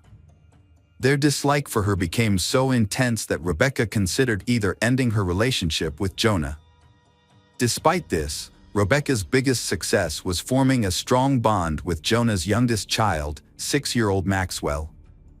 She cared for him like a mother, taking him to soccer practice, reading him bedtime stories, playing with him, and cooking for him as part of their daily routine. In July 2011, while Jonah was away on a business trip, tragedy struck. He believed his children were safe in Rebecca's care. Rebecca, along with younger sister visiting from Missouri, and Maxwell are both at home, each busy with their own activities. Everything seemed normal until Rebecca went into the bathroom. After a while, she was startled by a loud noise. Hurriedly dressing, Rebecca called out to Maxwell and younger sister, hoping for a response, but received no response. When she leaned over the railing, she found a horrifying sight. Maxwell was lying face down on the floor next to a fallen chandelier, surrounded by a pool of blood. Rebecca's younger sister, Zena, called 911 after Maxwell fell from the 2nd floor. When paramedics arrived, they rushed him to the children's hospital. Maxwell had fallen over the railing and hit his head on a chandelier. He landed face down and suffered serious injuries to his face and spinal cord, causing his heart to stop and cutting off oxygen to his brain. Doctors attempted to help Maxwell breathe, but unfortunately, the boy was deprived of oxygen for nearly 30 minutes, resulting in irreversible brain damage. Tragically, the Maxwell died 5 days later. Police investigated the incident and on July 26, concluded that Maxwell's death was an accident. Maxwell ran away down the upstairs hallway. Before he could stop himself, he fell over the 2nd floor railing. In an attempt to catch himself, he tried to grab the chandelier but instead hit the stairs railing on the way down. He landed hard on the floor. It seemed like a tragic accident, and many accepted it as such. Now, let's go back to July 12, 2011, the day after Maxwell's accident. Rebecca took her sister Zena to the airport and then picked up Jonah's brother Adam, who flew in from Tennessee. Meanwhile, Maxwell was still in the intensive care unit. Jonah then visited his son at the hospital while Rebecca and Adam stayed at the mansion. Adam stayed in a guest house on the sprawling estate, while Rebecca stayed alone in the mansion. Details of that evening are unclear, but neighbors reported loud music coming from the house throughout the night. The next morning, around 6:45 a.m., Adam awoke to a horrifying scene on the mansion's balcony. Rebecca's body was hanging there, with her hands tied behind her back and her ankles bound with red rope. A long-sleeved t-shirt was wrapped around her head. Adam quickly called 911. When asked about the girl's condition, Adam said he didn't know. Adam then cut the rope and tried to resuscitate her while waiting for the ambulance, but it was too late. 2 days after Maxwell's tragic death, Rebecca also died. The San Diego Sheriff's Department quickly began an investigation. In Rebecca's room, they discovered a red rope tied to the foot of the bed, extending out onto the balcony. What stood out, however, was a book on magic lying on the bed, with drawings of women with their hands tied behind their backs. The Rebecca's DNA was discovered on the knots of the rope and on the kitchen knife she used to cut the rope. Additionally, black paint stains were found on Rebecca's hands and the rope. There were no DNA or fingerprint traces from any unknown person. An autopsy conducted by the San Diego Medical Examiner revealed that Rebecca had sustained a traumatic brain injury. Several months later, on September 2, 2011, the Sheriff's Department officially concluded that Rebecca Zahau had taken her own life out of guilt related to Maxwell's tragic accident that had occurred just 2 days earlier. To back up these claims, police shared detailed findings, including demonstrating how Rebecca was able to tie herself up.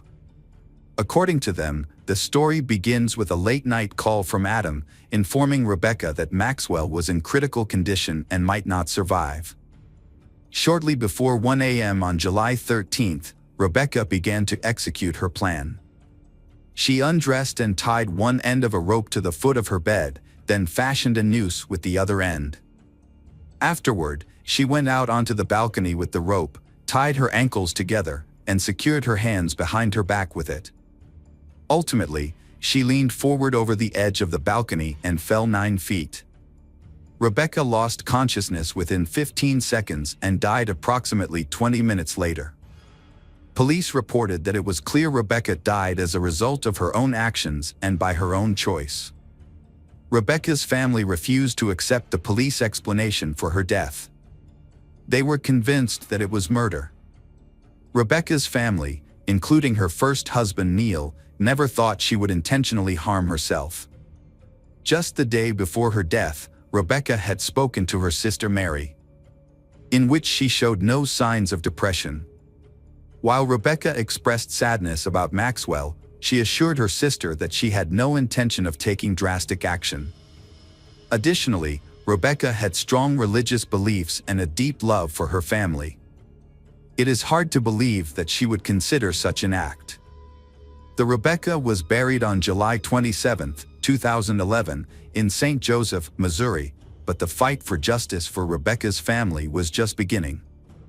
They publicly expressed doubts about the police findings, believing that the police was rushed. Determined to prove that Rebecca was murdered, they hired their own police and lawyers. The family also sought legal representation and pushed to have the case reopened. Upon reopening the case, they presented several compelling points. First, forensic evidence suggested that Rebecca may have suffered a head injury, but the medical examiner dismissed this claim without strong justification. Additionally, the police did not obtain information from Adam's mobile phone or review his messages to Rebecca on the night of her death. At the family's request, pathologist Dr. Cyril Wedge conducted a second examination of the body. He concluded that the fractures in Rebecca's throat were indicative of manual strangulation, suggesting that she may not have died by her own hand. During the department's investigation, several pieces of information were uncovered, including evidence that Rebecca had been abused before her death. Rebecca's family identified a prime suspect, Adam Shacknai.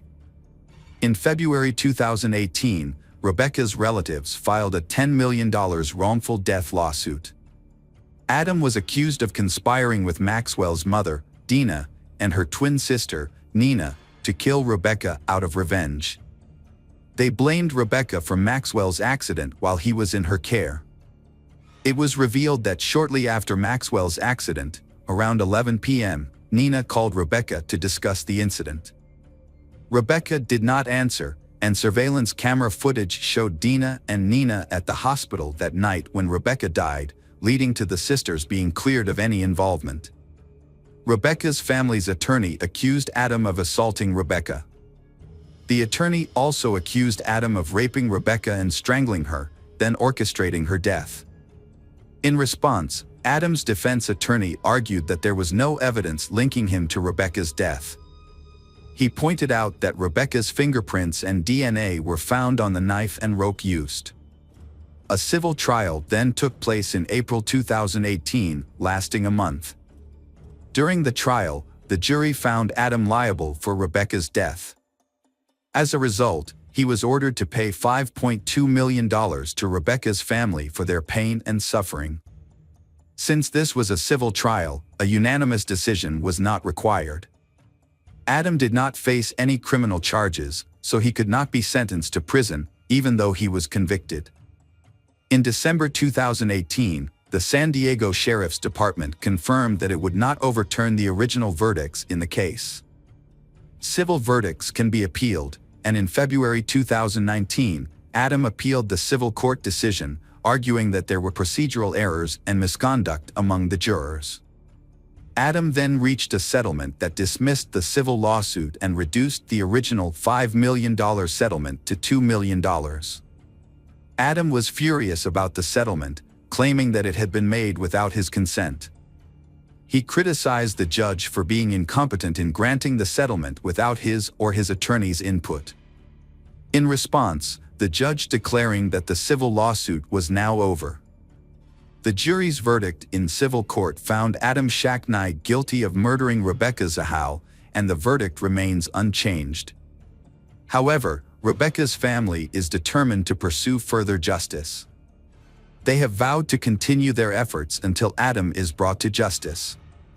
In August 2019, they announced a $100,000 reward for anyone who can provide information about the events surrounding Rebecca's death. Their attorney stated that it is important to gather all possible evidence and urged the sheriff to reopen the investigation immediately. The family is determined to fight the injustice Rebecca faced and will not give up. Hello, crime enthusiasts, are you ready for another chilling investigation? The case of Zara Alina. Zara was born in the UK in the winter of 1986. She was the first of 5 children born to a young single mother who lived with her own parents. The family had immigrated from Pakistan in 1968. Zara grew up in a close-knit, multi-generational household. Although they didn't have much money, her family placed a strong emphasis on education and was committed to ensuring Zara had everything she needed to lead a fulfilling life, including love, support, and a good education. During her childhood, Zara enjoyed dancing and swimming. She aspired to become a lawyer. She had a friendly nature and a cheerful spirit. As a teenager, she had the opportunity to travel around England and visit museums and galleries. These experiences expanded to trips throughout Europe. After graduating from high school, Zara enrolled in law school at the University of Westminster. She showed a passionate and determined spirit. Her commitment to justice was evident in the auditorium, where she actively supported refugees fleeing violence.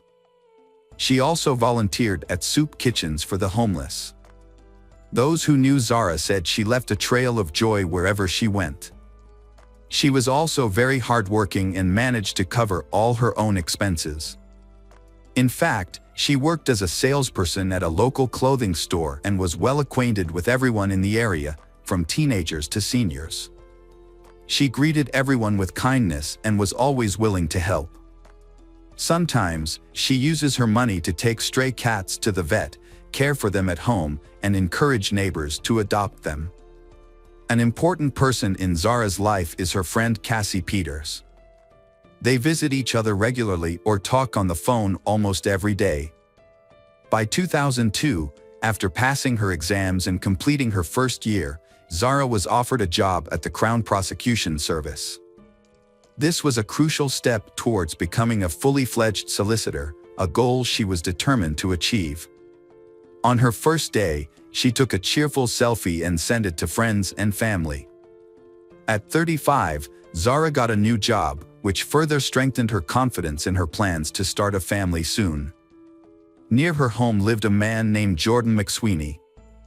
Jordan was several years younger than her. At the age of 13, he had already faced charges in a youth court in Kent for various offenses committed between 2006 and 2009. In August 2010, when he was 17, he was convicted of assaulting a girl, which resulted in her having a swollen eye. For this, he received a 4-month community service order. 11 years later, he assaulted another woman and was given a 3-year community service order. By the start of the 2020s, Jordan was 28 years old. Jordan has a troubling history, with convictions for 9 offenses, including theft, assaulting police and the public, vehicle theft, traffic violations, committing crimes while out on bail, and shoplifting. On his profile on a popular social media platform, he boasted about owning many knives and promoted his criminal lifestyle through photos and quotes.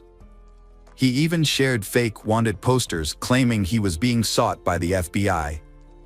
After serving time for criminal damage, racially aggravated stalking, and illegal possession of a knife, he was released on June 17, 2022. After his release, Jordan violated all terms of his agreement and missed 2 consecutive appointments with his probation officer. As a result, police revoked his benefits and began the process of revoking his parole, with the intention of sending him back to prison on June 22, 2022. 2 days later, on June 25, police went to Jordan's mother's house to arrest him but found he was not there. That night, Zara had planned to meet a friend, after speaking to her aunt on the phone and mentioning her plans to go out.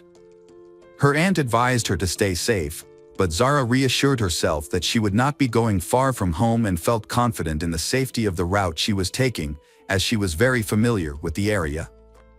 Zara then met her friend at a local bar called the Big Spoon in Ilford, a vibrant and diverse area in London's West End, ideal for dinner and conversation. The girls went to the bar before going to another nearby venue. In the bar, Zara only drinks water, not alcohol. By this time, Jordan had had several drinks at other nightclubs. He had a disturbing idea in mind and was determined to carry it out. He planned to find a woman to attack that night. Surveillance footage captured him at the bar entrance, where he was seen hugging women without their consent and trying to kiss them. He was particularly aggressive towards one of the staff, despite her clearly feeling uncomfortable, and he was eventually kicked out of the bar after 11 p.m. His inappropriate behavior was recorded by security cameras as he left. While walking along Fort Street towards the park, he noticed a woman hurrying by and began to follow her closely. Despite her attempts to evade him, he was outside waiting when she entered a store. After she carefully exited, Jordan trailed her again. However, when the woman finally entered her home, Jordan had to move on. At around 2 a.m., when the streets were fairly deserted, Jordan saw another woman walking. Surveillance footage shows him quickly approaching her, but 2 passers-by noticed something was wrong and helped the woman get home safely. Meanwhile, Zara and her friend decided to leave the bar at 2 a.m. The friend took a taxi, but Zara, thinking the distance was short and the weather was nice, opted to walk. She headed to Cranbrook Street, which was well lit and about a 10-minute walk from her home. It was then that Jordan spotted her. Jordan followed Zara for approximately 800 meters before seizing her. He approached her from behind, covered her mouth with one hand, and started to strangle her with the other before dragging her into a wooded path. There, he sexually assaulted and violently beat her. Jordan then returned home at around 2:30 a.m. On June 26, 2022, Zara was found on the pavement in Ilford, with her belongings scattered along the pavement. She was brutally beaten, partially stripped of her clothes and lying on the side of the road. A passerby performed CPR until an ambulance arrived, but sadly, Zara died in hospital at 9:58 a.m. on Sunday. During this time, Jordan was captured on the park's security camera. Police visited Zara's grandmother to ask her to identify her granddaughter in the bar's security camera footage. After she confirmed it was Zara, police explained to her what had happened. Later, the police conducted a thorough investigation in the area where Zara was found, collecting surveillance camera footage to track the movements of her attacker. This investigation, along with bloody fingerprints found near the scene, led them to identify Jordan as the suspect. They tracked his location using surveillance cameras and obtained images of the prime suspect. Police then arrested Jordan as he slept in his trailer. He did not resist arrest. Inside his trailer, police found blood-stained clothing and shoes. Despite hours of questioning, he remained silent. The crime prompted probation officer Justin Russell to point out several mistakes the probation department made in handling Jordan's case. He noted that Jordan had been a felon for 16 years, both in prison and after his release, which classified him as a dangerous offender. However, he did not receive the appropriate level of supervision. Had more drastic measures been taken, he could have been sent back to prison after missing scheduled meetings with his probation officer. September 30th was set for the trial, but it was postponed. Zara's family then held a vigil in her memory, along the route she was supposed to take home, symbolizing her unfinished journey. Many people dressed in white to attend the vigil. The event was attended by more than 120 organizations dedicated to women's rights and the fight against violence.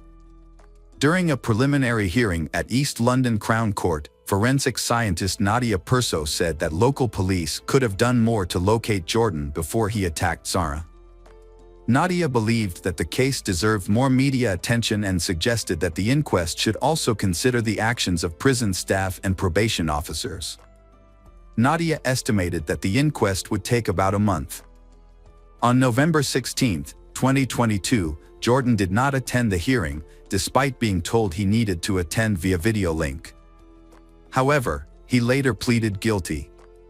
Prosecutor Oliver Glasgow described him as unfit for bail, a view supported by Judge Chima Grove. Sentencing was adjourned until December 14, 2022. Jordan McSweeney was sentenced to 33 years in prison for the murder of Zara Alina. Jordan and his representatives appealed the verdict, but the sentence was upheld at 33 years. Hello, crime enthusiasts, are you ready for another chilling investigation? The case of Kimberly Proctor. Kimberly Proctor was born on January 1, 1992, in Langford, Canada. She came from a middle-class family. Her mother, Lucia, was a manager at Walmart, and her father, Fred, was a mechanic. Kimberly was known for her kind and loving nature, especially towards animals. She had several pets at home, including lizards, rabbits, mice, but her greatest love was for cats. Unfortunately, her fondness for cats led to years of bullying at school, where she often wore small cat ears, and this harassment continued for a long time. According to her mother, Kimberly faced bullying for most of her life. Kimberly's situation became more difficult when she was diagnosed with an anxiety disorder, which made her more vulnerable to teasing. She began having panic attacks at school. As a result, her parents chose to enroll Kimberly in a different school. This school catered to young people with a variety of problems, including some who had been expelled from other schools for misbehavior. One of her classmates was Cruz Elwood, a boy who faced many challenges.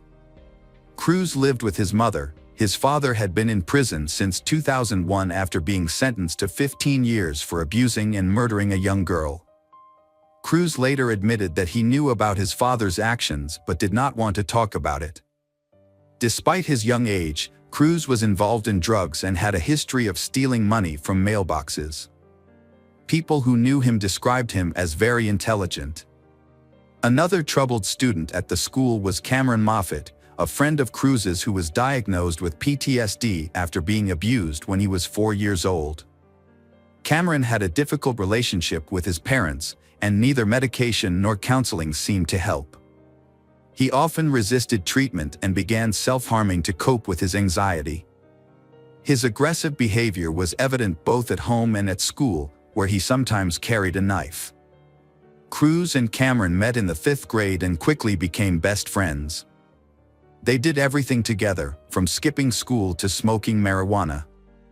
They also loved playing the computer game Warcraft and occasionally visited adult websites. Although their behavior at school was unpredictable, they were not seen as a serious threat. In February 2008, Cruz wrote a blog post about warning signs of a serial killer, listing common traits like cruelty to animals, a fascination with fire, parental abandonment, and a strong interest in violence. He pointed out that he fulfilled all 14 of the criteria he mentioned. By 2009, Kimberly had joined Cruz and Cameron's group, and they began to do everything together. When they weren't hanging out outside, they spent hours texting and chatting. During this time, Kimberly started dating Zach, who was friends with Cruz and Cameron. However, their relationship only lasted a couple of months before Zach decided to break up with her. This breakup upset Kimberly deeply, and she turned to her friends for support, spending long hours chatting online. During one of these conversations, Cameron revealed to Kimberly that he had feelings for her and thought she was beautiful. Kimberly appreciated the compliment but was only interested in Cruz, with whom she had grown closer after her breakup with Zach. Kimberly and Cruz began sharing their most private thoughts online, including secrets they had never revealed to anyone else. Kimberly opened up to Cruz about her honest feelings about her weight and height, and Cruz reassured her that she was beautiful just the way she was. However, Cruz and Cameron's lives began to take a dark and sinister turn. They began drinking blood and bodily fluids to see how they would feel. Cameron's friends said that he would sometimes lash out at his family and yell at his mother, while Cruz became increasingly aggressive toward his mother and defied any restrictions placed on him. Both boys began to have disturbing fantasies about being restrained and abused, leading them to explore adult websites with violent themes. Their discussions with Kimberly became increasingly disturbing. One day, Cameron made an innuendo-filled remark to Kimberly that upset her. When she shared this with Cruz, he responded by making the same suggestion. When Kimberly refused, Cruz threatened her ominously, saying, "Death is coming for you, and you will soon be dead." He then asked her about her plans for the next day. Cruz expressed interest in meeting her to discuss why some people were treating her so badly and other personal issues. They eventually agreed to call and meet the next day. She had no idea that Cruz had already contacted Cameron and they were exchanging messages about Kimberly. In Cameron and Cruz's conversation before the terrible events, they mentioned that they should proceed with their plan, saying that they have to be careful and that it will be interesting. They expressed their desire to do it immediately instead of waiting, saying that they will not harm her right away and can keep her alive but tied up. Later, Cameron and Cruz decide on a specific phrase to signal when to act to harm Kimberly. Cruz also suggests that they meet at the Ford bus stop at 10 o'clock. 18-year-old Kimberly accidentally found herself in a dangerous situation. That morning, Kimberly was still in bed while her mother, Lucia, prepared to leave for work. Before leaving, Lucia kissed Kimberly and expressed her love for her. Since Kimberly had no classes that day, her mother thought she would sleep in, especially since her only commitment was babysitting at 3 p.m. They had planned to start sewing Kimberly's prom dress together when Lucia returned home. However, Lucia was unaware that Kimberly had other plans. She had arranged to meet Cameron and Cruz at the bus station around 10:30 a.m. Kimberly got off the bus at the stop where her friends were waiting. Just minutes earlier, Cameron and Cruz had bought a can of gasoline as part of their terrifying plan. The three friends chatted for a while before heading to Cruz's house in Bali. Up until this point, everything seemed normal to Kimberly, and she had no idea of the terrifying situation her friends had planned for her. When they arrived at the house, Cruz used a code word to signal Cameron, and almost immediately, both attacked Kimberly, beating and kicking her. They bound her feet and ankles, stuffed a sock in her mouth, and taped it shut. Cameron and Cruz violently assaulted Kimberly for hours, ultimately causing her death by suffocation. Afterward, they desecrated her body in horrific ways, mutilating her and placing various items in her genital area, before storing her in a freezer in Cruz's garage. Cruz attempted to cover his tracks and establish an alibi by sending her a message from his computer. In this message, he pretended to be far away and asked her if she had completed her work as a nanny, claiming he needed her advice. Cameron and Cruz's actions were extremely disturbing, and they treated it as a game. That same night, after committing the horrific act, Cruz texted his girlfriend, asking her to come out of the house to meet him. Fortunately, she refused, which may have saved her life. The next morning, Cameron and Cruz placed Kimberly's body in a hockey bag and calmly took a bus to a remote forested area. There, they doused the bag with gasoline and set it on fire. During this time, Cruz made the mistake of using his cell phone to send a message. Meanwhile, Kimberly's parents and relatives were in a state of panic, unaware of her whereabouts. Her mother, Lucia, had tried to call Kimberly the day before, but when her calls went directly to voicemail, she sensed something was wrong. Lucia went to the police station to report Kimberly missing, and the search for Kimberly quickly began. After causing Kimberly's death, both Cruz and Cameron continued their lives as if nothing had happened. Cruz spent the day at home with his girlfriend, while Cameron had lunch with his mother and grandmother. Then they took him to buy a new video game. That night, a young man who was hanging out with friends discovered charred body under a bridge. The body was burned beyond recognition. The body was later identified through dental records and was that of Kimberly. The tragic news devastated Kimberly's family and friends. Police arrived to investigate the crime scene. At the time, police had no leads to identify anyone responsible for this horrific crime. Kimberly's family and friends reported that she had no known conflicts with anyone and were puzzled as to who could have harmed her. In her memory, the family created a Facebook page, which police are closely monitoring in the hopes of uncovering any clues. They are also keeping a close eye on all of Kimberly's acquaintances. The story of the horrific incident shocked Canada, and every media outlet covered it. At the time, Cruz was eager to share his dark exploit with someone he trusted. He decided to use the in-game chat feature, believing that chat records were unlikely to be kept or checked. On March 23, 5 days after the murder, Cruz messaged a young girl from Halifax, urging her to read something important. He then sent her links to news articles about the incident to prove that he was telling the truth. The girl was horrified by what Cruz revealed but reacted the way he wanted, assuring him that she would always support him, no matter what his actions were. Cruz replied that that's why he trusted her, and he would repay her trust, no matter what. Suddenly, Cameron joined the conversation and backed up Cruz's account. The girl asked Cameron if he had any thoughts about Kimberly's family and friends and the lives he had impacted. Cameron simply replied that he felt no remorse for any of that. The young girl wrote to Cruz again, asking him not to repeat his previous actions. He promised he wouldn't. As time went on, the Cameron and Cruz their lives as if nothing had happened, but they kept a close eye on the investigation's progress. Their online chats and text messages mostly revolved around updates related to the case. Cruz confided to a friend that his father had advised him not to answer questions at school. This advice may have stemmed from his father's suspicion that Cruz was involved in Kimberly's death or knew who was responsible. An incident later occurred involving Samantha, one of Kimberly's close friends, who overheard Cruz making negative comments about Kimberly. Samantha asked him to stop, explaining that it still hurt her to hear such things so soon after Kimberly's death. In response, Cruz yelled that he did not care about Kimberly's death.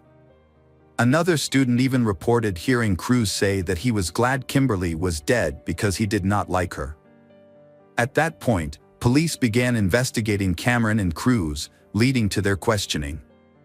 Both admitted to seeing Kimberly on the morning she went missing, but said they didn't spend much time with her because she had to go to school.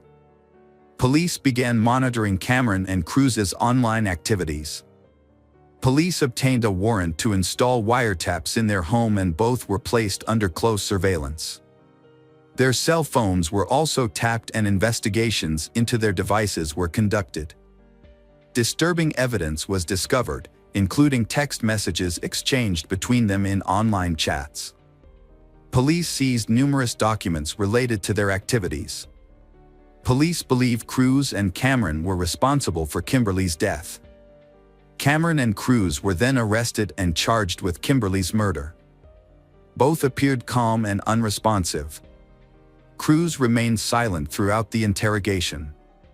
Cameron, on the other hand, repeatedly taunted the police and refused to provide any information. He eventually confessed to his crimes in a cold manner. After Cameron's confession, Cruz was forced to admit everything.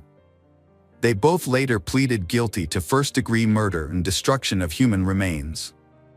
A year after the events of 2011, Cameron and Cruz appeared at their trial, appearing calm and talking animatedly to each other about the questions they were being questioned about. Throughout the hearing, they remained calm and unflinching. A psychological evaluation found that Cruz displayed characteristics of a rapist that were rare for his age and was at high risk of committing violent acts again. He was also diagnosed with clinical psychopathy. The psychiatrist indicated that Cruz would require intensive and prolonged supervision for at least the next 10 years. Cameron had a high rate of reoffending and serious mental health issues. During the hearing, the judge needed to decide whether to try both young men as adults and transfer them to an adult prison or to treat them as juveniles. It's important to note that the defense requested they be tried as adults, believing this would provide the boys with better educational and rehabilitation opportunities. Only Kimberly's parents were focused on seeking the death penalty for the Cameron and Cruz. However, Canada does not have a death penalty. If the young men are tried as adults, they would face life imprisonment, with the possibility of parole after serving 25 years. If Cruz and Cameron had been tried as juveniles, the maximum sentence they would have faced would have been 6 years, along with 4 years of community service. Cameron Moffat and Cruz Wellwood were then sentenced to life in prison, with the possibility of appealing for bail after only 10 years. Kimberly's family has expressed their anger at the lenient sentence.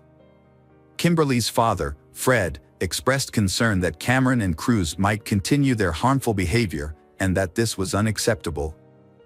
Fred pointed out that both had confessed to their actions but showed no remorse, which he believed justified their lifelong detention. Meanwhile, Pacific High School, which Kimberly and the two killers attended, has established a protocol for dealing with threats of violence.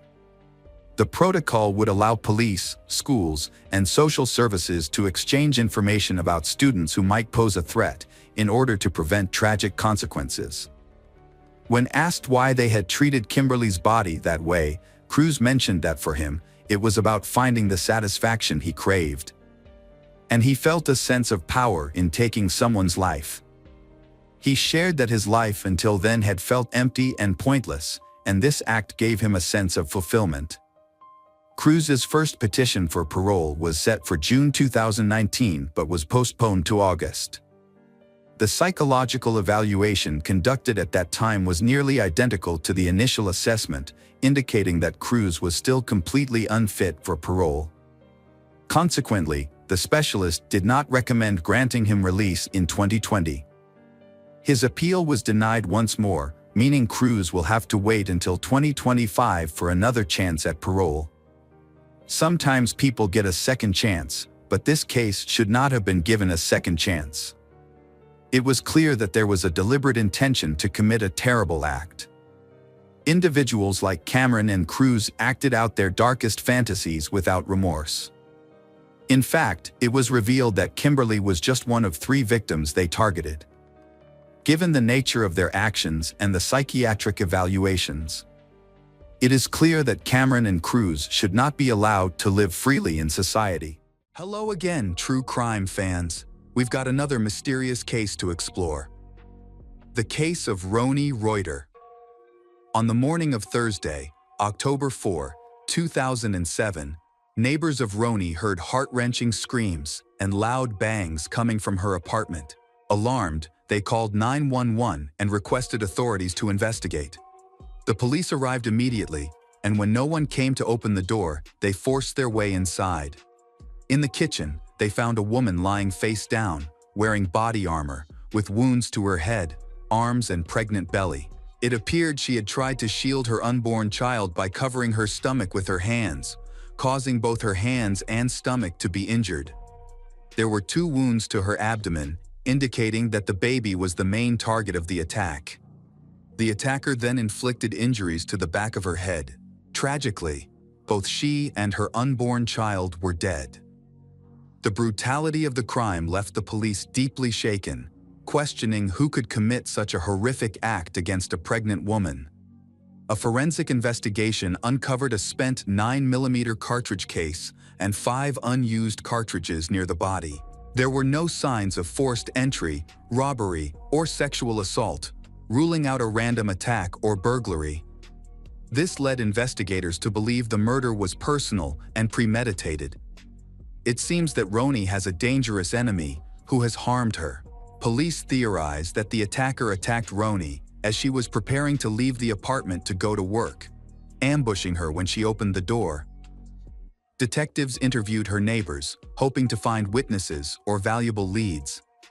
The neighbors reported hearing sounds resembling gunshots, leading authorities to suspect the killer used a silenced weapon.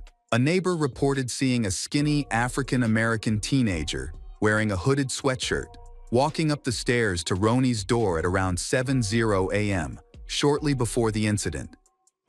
Later, another neighbor saw this person running out of the house, get into a small black car, and drive away from the parking lot. Police reviewed surveillance footage from cameras near the house. The footage captured a black car, likely a Volkswagen, arriving at 7:04 a.m. and leaving at 7:55 a.m., aligning with the time frame of the murder. However, the driver of the car has not yet been identified. Inside Roni's purse, investigators discovered a mysterious letter. The letter referenced Sean, the father of her unborn child, and claimed to have uncovered details about him. It alleged that Sean had romantic relationships with women from various countries, listing the names and phone numbers of 16 women he had affairs with. The letter also mentioned Roni's pregnancy, stating that Sean did not want the baby. Detectives suspected the murder was linked to Roni's pregnancy and believed Sean might have crucial information. The teenager seen near the house became the primary suspect, and both he and the black car were placed on a wanted list. Meanwhile, investigators began looking into Roni's social relationship to determine if she had any enemies. She was born in the small town of Potosa, Wisconsin. She met Sean at a charity event in Wisconsin, and the two quickly fell in love. After completing college, she moved to Deerfield, Illinois, a wealthy Chicago suburb with a population of 20,000. At the time of the murder, Roni was 42 years old, lived alone in her condominium. She was 7 months pregnant, eagerly preparing for the arrival of her first child, a baby girl she planned to name Skylar. The father of her child was Sean, 45, her partner of 17 years. Despite dating for many years, they did not marry or live together. Sean, a former Chicago Bears football player, was questioned by detectives for 10 hours. He shared how much he loved Roni and was looking forward to their child's birth. Roni deeply loved he, but Sean's feelings were more complex.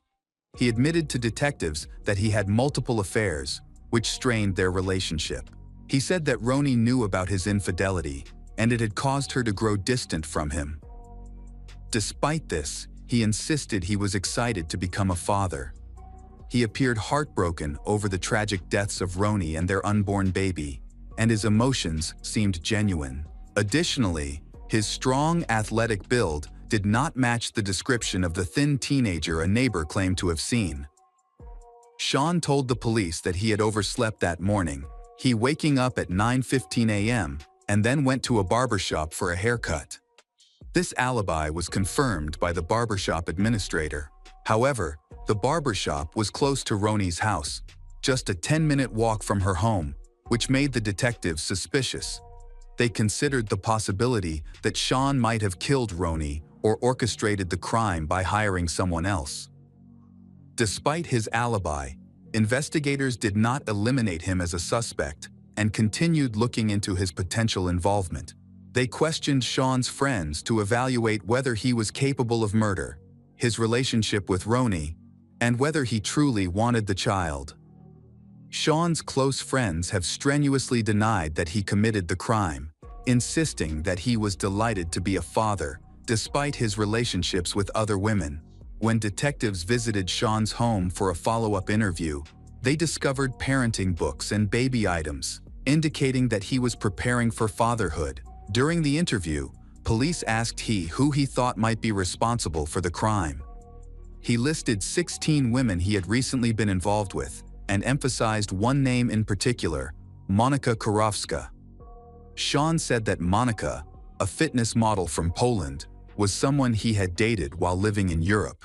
Their relationship ended a year ago, but Monika couldn't accept the breakup and began stalking him. She traveled to the United States and started following him. One night, she came to his apartment complex, ringing all the doors, including those of his neighbors and his own. When he stepped outside, he discovered a broken window and noticed Monika had blood on her hand. He found her behavior very worrying and dangerous, so he took out a restraining order against her. Sean suspects that Monika is the one who sent letters to Roni and his other lovers. These letters caused conflict between him and Roni. He suspects Monika because she follows him and knows all his secrets. In addition, the letters contain common errors in people who are just learning to speak English, like Monika. Even his mother received such a letter. Detectives became interested in Monika and eventually located her. During questioning, Monika denied any involvement in Roni's death, claiming she had an alibi. She was at work on the morning of the murder. The police confirmed her alibi. Monika shared a slightly different account of events. She admitted traveling to the USA to see Sean, hoping to win him back. Upon arriving at his home, she discovered him with another woman. In a fit of anger, she knocked hard on the window and accidentally broke it. Following this incident, she ended her relationship with Sean and claimed it was the last time she saw him. She also denied sending letters to Roni or Sean's mother, but the police remained skeptical of her story and continued to view her as a suspect. Despite their efforts, the investigation stalled. They suspect both Sean and Monika, as each had a motive to harm Roni, but both had alibis. No other suspects emerged. Then, the case took an unexpected turn. Police continued to question all of Roni and Sean's relatives. During the investigation, an acquaintance of theirs expressed suspicions about Marnie Yang, who was said to be obsessed with Sean. Investigators learned that Marnie had been in a relationship with Sean. The two had met 6 years earlier at a Chicago Bears convention, and Sean later reached out to her for help with real estate. Marnie, a realtor, had facilitated several real estate transactions for him. Marnie, single mother of 3 children, worked multiple jobs to make ends meet, including as a realtor, a waitress, and even photographer. Over time, she grew close to Sean, and their relationship continued up until Ronnie's murder. It was later revealed that they had slept together the day before the crime. This led investigators to scrutinize Marnie more closely. After speaking with her family and friends, they concluded that Marnie was obsessed with Sean. She viewed him as her possession and wouldn't leave him alone.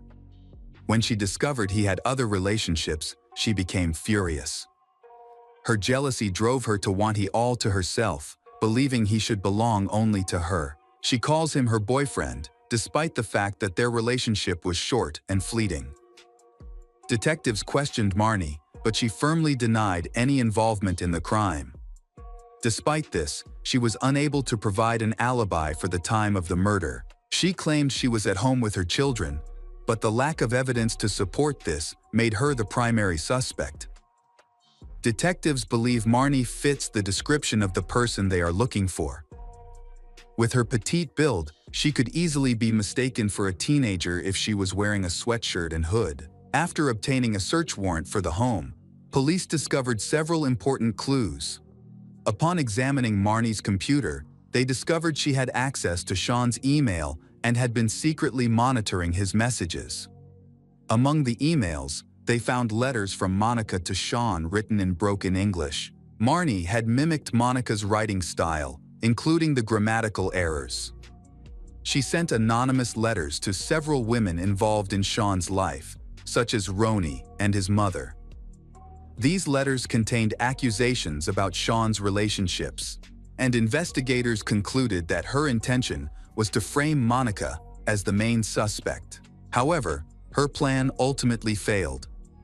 The police discovered a broken computer hard drive and several bank statements in Marnie's trash. The bank statements showed that she had hired a private investigator to collect detailed information about all the women in Sean's life, including their full names and addresses. Inside Marnie's apartment, investigators found postal receipts with the addresses of Ronnie and several other women who had received anonymous letters. It also came to light that Marnie owned a gun.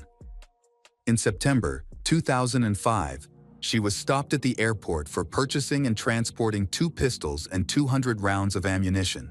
Although she provided the required paperwork, the weapons were declared and shipped to Chicago. Marnie's former lover, who was a deputy sheriff, confirmed that she owned multiple pistols and was highly skilled at shooting.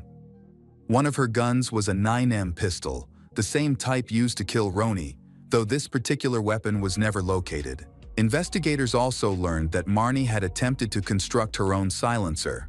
Her bank statements revealed she had purchased a book titled How to Make a Disposable Silencer, along with a hacksaw and other materials from Home Depot. It can be used to make a disposable muffler. Detectives questioned Marnie about the evidence they had gathered. She said she bought the book as a joke gift for a friend and insisted she did not own a 9mm pistol or have any involvement in the crime. Despite her denials, 40-year-old Marnie was arrested and charged with the first-degree murder of Ronnie and her unborn child, based on the circumstantial evidence. The prosecution argued that Marnie's actions were driven by jealousy. She was infatuated with Sean and obsessed with keeping him to herself. To eliminate her rival, she sent anonymous letters to other women in Sean's life, causing many of them to leave him. However, Ronnie stayed. Although upset with Sean, Ronnie maintained their relationship, especially since she was carrying his child, a child he deeply wanted. Marnie doesn't want this child to be born because she knows that it might cause Sean and Ronnie to become more attached. Marnie's primary objective was to kill both the child and Ronnie. During the trial, witnesses familiar with Marnie testified about her extreme obsession with Sean and the drastic actions she took for his attention. They revealed that she had hacked into Sean's email account, read his correspondence with other women, and angrily deleted messages before he could see them. When she discovered emails from a woman named Monica, she devised a plan. Marnie, in Monica's writing style, sent an article exposing Sean from an anonymous email account with many errors. She spent the entire day talking about Sean, causing her colleagues to become concerned about her behavior. At the trial, even Marnie's daughter, Emilian, testified against her mother. Emilian, 20, expressed concern about Marnie's erratic behavior and obsession with Sean, which seemed to have driven her out of control. Sean also took the stand, detailing his tumultuous relationship with Marnie. He described their relationship as intense, but revealed that Marnie became deeply upset when she found out about other women in his life. She tried every way to keep him, but the obsession in her actions eventually drove him away. Sean said he had been planning to break up with her. When asked whether he believed Marnie could have murdered Roni, who was pregnant, he hesitated and expressed doubt. The prosecution's key witness was Christy Passion, a friend of Marnie's. Christy testified that Marnie had been reading Sean's emails and frequently expressed dissatisfaction with his relationships with other women. In the summer of 2007, Marnie confided in Christy about her frustration over Sean dating other women, and even mentioned plans to kill him. At the time, Christy took it as a joke and assumed she was simply venting. However, when Marnie discovered that Roni was pregnant, her focus shifted. She saw Roni as her main rival and became determined to eliminate Roni's at any cost. She told Christy about her plans to kill Roni instead of Sean, believing this would allow her and Sean to be happy together. Christy once again paid no attention to this, thinking it was just Marnie's imagination. Marnie later admits to Christy that she brought the weapon to Roni's apartment, but could not bring herself to do it. This confession makes Christy nervous, but Christy tries to comfort her and stop her from acting on her emotions. The day before the murder, she asked Christy to read her fortune to see if she would succeed in killing Roni. As an experienced tarot reader, Christy laid out the cards, and the one Marnie chose suggested success. Obsessed with the idea of killing Roni, the pregnant woman, Marnie ignored Christy's pleas and remained determined to carry out her plan. Christy later contacted Marnie, and they arranged to meet. During their conversation, Christy secretly wore a recording device, and the recording was later used as evidence. At this meeting, Marnie confessed to killing Roni, explaining the details of the crime.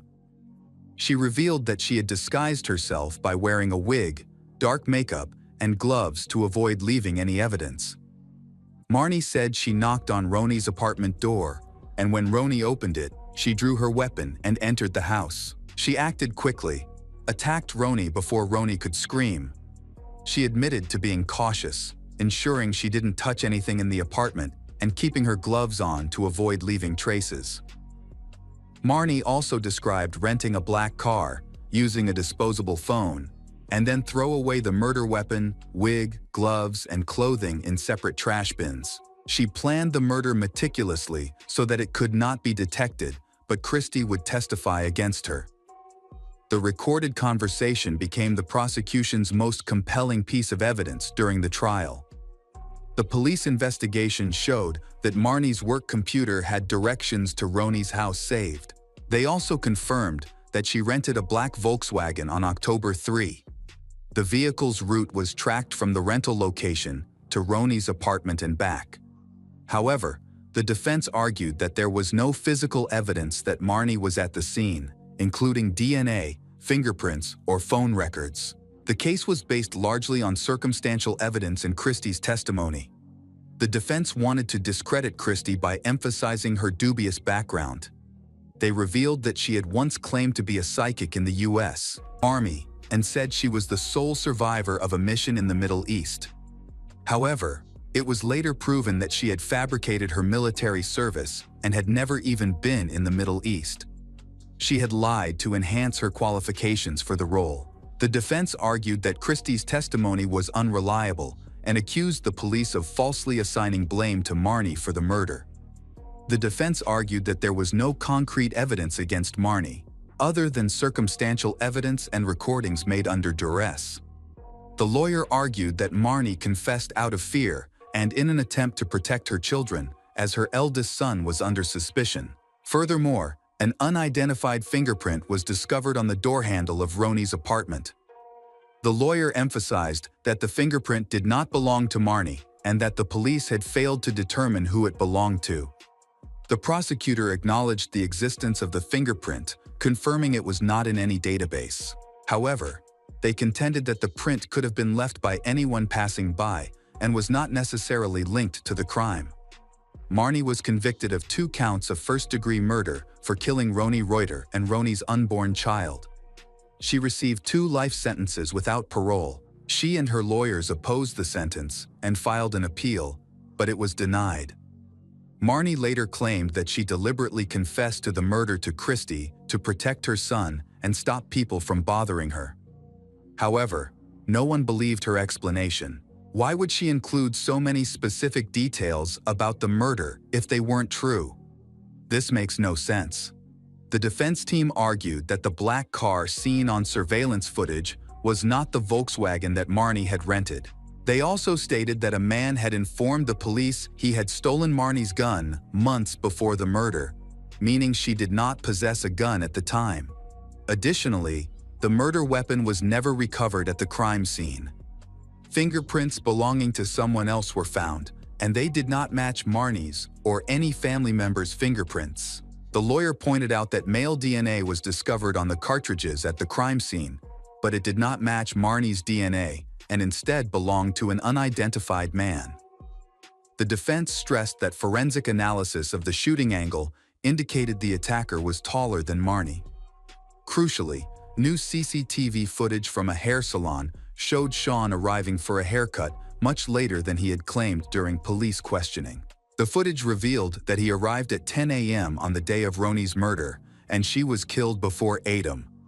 Sean had previously told police he slept until 9:15 a.m. that morning, but evidence showed he had already sent a message to Ronnie and made several phone calls by 8:50 a.m. This video exposed inconsistencies in Sean's timeline, suggesting he could have had enough time to commit the murder. While the defense suspects Sean of being the perpetrator, they have not yet succeeded in having the case reopened. Marnie is still in prison and maintains her innocence. Sean, a former Chicago Bears player, played for the team for 11 seasons from 1984 to 1994, including their Super Bowl win in 1985. Having overcome his struggles in the United States, he now lives in London, United Kingdom, where he works as an NFL analyst for Sky Sports, a British sports channel, and regularly shares his expert analysis on weekly broadcasts. Hello friends, welcome to our channel. Today we're going to take a look at another horrible case with you. The case of Victoria Nasirova. On September 2, 2016, police received a call from Olga Tsvik, 35, a Ukrainian immigrant who worked as a beautician, who reported that several valuables had gone missing from her bedroom. She explained to police that she had recently been to the hospital, where she experienced severe dizziness and nausea, with occasional loss of consciousness. Even after returning home, she continued to appear distracted. During the investigation, the police conducted a detailed interrogation of Olga. She recalled a recent troubling encounter with a client named Victoria Nasirova, who came to her home and insisted on urgent eyelash extensions. Victoria had been in contact with the salon before and often acted as if she and Olga were friends. However, on that day, Victoria asked to come to Olga's home to get eyelash extensions. Olga explained that she only worked at the salon and did not accept home customers, but Victoria deliberately ignored her explanation and insisted on urgent eyelash extensions, and Olga finally agreed. Olga later told the police that Victoria had tried to ask her out several times, but she had refused. Another notable detail was that Victoria looked very similar to Olga, which often made Olga feel uncomfortable. During the investigation, It was discovered that Victoria had shown up at Olga's apartment with 3 pieces of cheesecake from the best local bakery. Victoria ate 2 and insisted that Olga have a third, to which Olga eventually agreed. After a brief tea party with cheesecakes, Olga felt unwell. Once Victoria left, Olga became extremely nauseous and lost consciousness for about 30 minutes. When she woke up, she called 911 and was taken to the hospital by ambulance. However, the doctors found nothing wrong in her blood tests. Upon returning home, Olga discovered that some of her valuables were missing and reported the theft to the police. Police were initially skeptical of her story, suspecting that Olga may have been under the influence of drugs, which were causing her to hallucinate. Her unusual behavior and appearance contributed to their suspicions. Police concluded that her account of the incident, including her reference to a woman who resembled her, was likely fabricated. Olga firmly denied using drugs and presented her argument convincingly. She believed that her issues stemmed from a piece of cheesecake she had eaten, suggesting it might have been poisoned. The police quickly inspected the scene and discovered a box from a local bakery in the trash.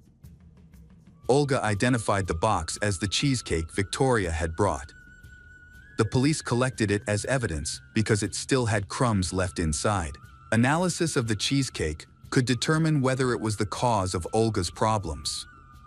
The examination of the cheesecake revealed no abnormalities. Despite this, the Olga insisted that the dessert was the reason for her illness. She mentioned that she had visited the hospital, where doctors examined her but found nothing unusual. In response to inquiries about her condition and the tests conducted, police contacted the hospital. However, the doctors declined to share information due to privacy policies. The police interpreted this refusal as further evidence to doubt the Olga's claims. Additionally, they could not locate the client mentioned by Olga, leading to a postponement of the case until more information becomes available. A neighbor provided details after noticing a suspicious woman near Olga's apartment the following day. The woman appeared several times, lingering around Olga's apartment until she encountered the neighbor. The strange woman said that her friend Olga was sick and then left in a hurry. Concerned, the neighbor noticed that Olga's apartment door was open and decided to check on her. When she entered, the neighbor found the apartment uncomfortably hot, with the heating system on full blast despite the hot summer weather. Olga was alive but unconscious in bed, dressed strangely, in a revealing bra and sweatpants. The police felt that someone had deliberately changed her clothes. Scattered around her were powerful pills, suggesting that Olga may have taken them with the intention of ending her life. The neighbor quickly called 911, describing the strange woman as dark-haired, attractive, and very similar to Olga. After receiving new information, the police were convinced that the woman who resembled Olga was real and not a figment of Olga's imagination. Therefore, the police intensified their efforts to investigate the case. The police suspected that Victoria Nasirova, who was involved in a cheesecake in the previous case, was involved in this case. The police began searching for Victoria, but they had no clues or even any photos of her. However, a private investigator, who had been monitoring Victoria's activities for a long time, tracked Victoria down on the internet and contacted the police. He located Victoria, where she was advertising her escort services on a dating website and social media. The private investigator suspected that she used these platforms to find victims for her crimes. Her methods were effective. Victoria would meet her victims, drug them with psychotropic substances to render them unconscious, and then steal their valuables. Meanwhile, Olga eventually recovered from her traumatic experience. After leaving the hospital, she shared her story of poisoning on social media. Soon after, one of her clients mentioned a man named Ruben Barakov who had gone through a similar situation. Ruben owned a dry cleaning business and had met a woman named Victoria on a Russian dating site a few months before Olga suffered cheese poisoning. Victoria had invited Ruben to her home, bragging about her cooking skills. He accepted the invitation, but as soon as he tasted her food, he passed out. Victoria then rummaged through his pockets, taking an expensive watch, cash, and cards. Ruben was under the influence of a powerful psychoactive substance and truly believed that it had nearly killed him. Victoria then took him to a dry cleaner's. She explained to Ruben's colleagues that he was drunk and she left. When Ruben regained consciousness, he realized that he had been robbed. The private investigator suspected the situation was much more serious and that the two victims were lucky to be alive. In 2017, he worked with a client from Russia who asked him to help track down a dangerous criminal. Nadia Ford contacted the private investigator after her biological mother, Alla Alexienko, went missing. Nadia currently lives in New York, USA, but was born in Russia. Nadia, who is from Krasnodar, was raised by her mother, Alla, who worked hard to provide for her children. Nadia had dreamed of living in the United States since she was a child, and her dream came true when she came to study in America in 2007. While there, she met a man, married him, and took his last name, Ford. However, their marriage did not last, and they eventually divorced. Nadia chose to stay in the United States and successfully built her life there. She kept a close relationship with her mother, Alla, who was living alone at the time. Alla sold her house and then moved to a new apartment. In early 2013, after moving into a new apartment, Alla had a new neighbor named Victoria Nasirova. Despite the significant age difference, Victoria quickly became friends with Alla. Alla shared stories about her daughter's life in the United States, which sparked Victoria's interest in visiting America and meeting Nadia. Alla then arranged for them to meet. In September 2013, Victoria went to New York, where she met Nadia and they became close friends. Nadia was a kind and pleasant woman. Victoria sought her advice on how to stay in the United States, and Nadia shared a few tips. However, Victoria's plans did not work out, and she eventually returned to Russia. Despite this, she maintained a close relationship with Alla. In the fall of 2014, Victoria planned another trip to the United States, and she told Alla that she could help send gifts to Nadia. Trusting Victoria, Alla happily agreed. Alla then brought $6,000 in cash and valuables, including 2 expensive mink coats, to send to Nadia. Victoria then repeatedly postponed her trip to the United States for various reasons, leaving Alla worried about whether she would actually go and what would happen to her gifts. Worried, Alla called her daughter Nadia to express her concerns. Nadia reassured her mother and suggested that she ask Victoria to return her belongings. On October 4, 2014, Alla called Nadia with the good news that she had finally spoken to Victoria, who agreed to return her valuables. However, this never happened, and Alla soon disappeared. Nadia kept calling her mother, but she didn't answer. This was unusual since they were in contact every day. Worried, Nadia contacted Victoria to ask about her mother. Victoria confirmed that she had seen Alla, and they had talked and had tea together. Victoria then left, never saw Alla again. Victoria mentioned that Alla was planning to go somewhere, but she didn't know where.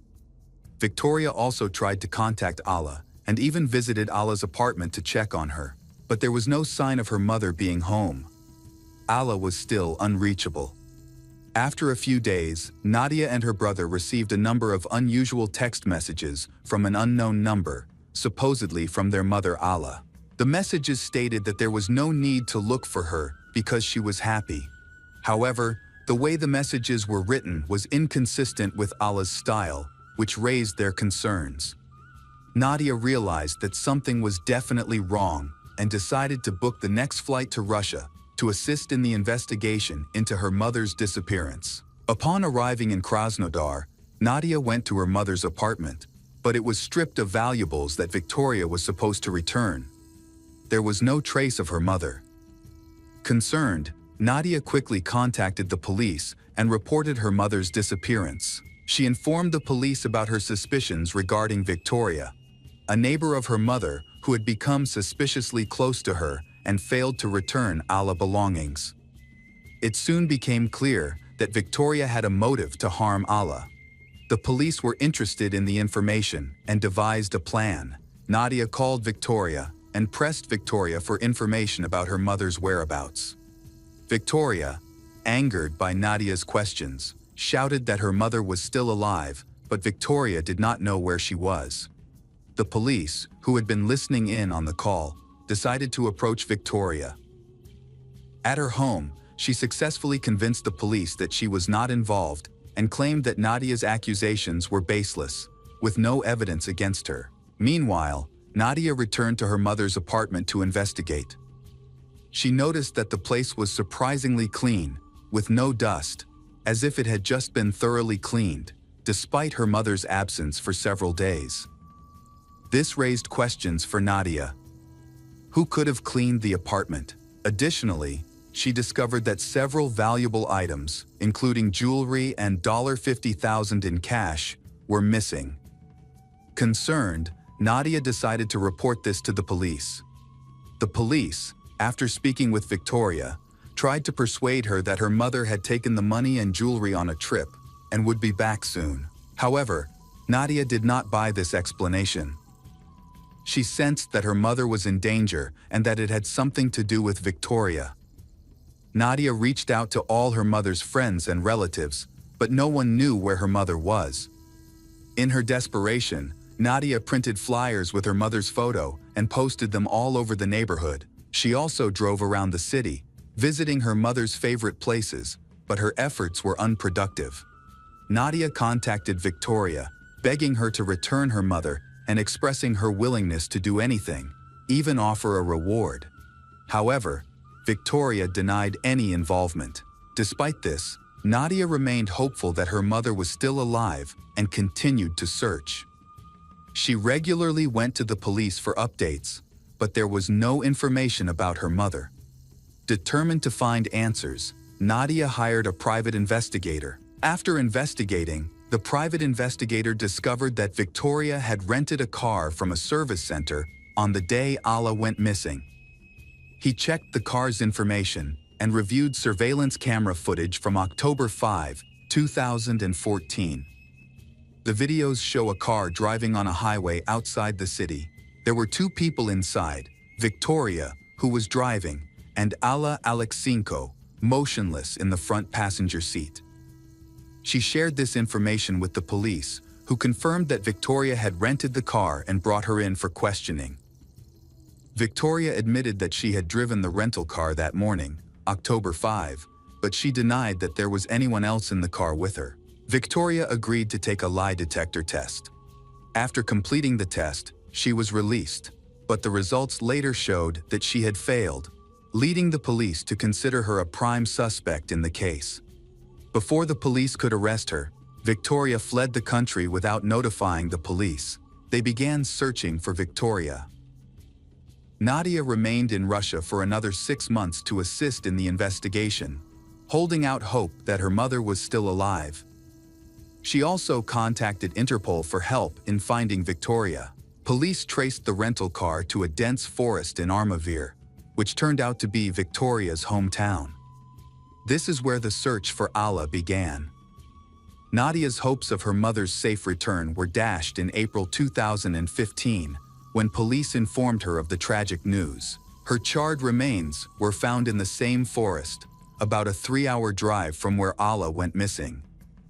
Nadia was able to identify her mother through her dental records, as the rest of her body was badly burned and unrecognizable. The cause of death could not be determined. Following the identification, an arrest warrant was issued for Victoria Nasirova, and her case was referred to Interpol. After her mother's funeral in Krasnodar, Nadia returned to the United States.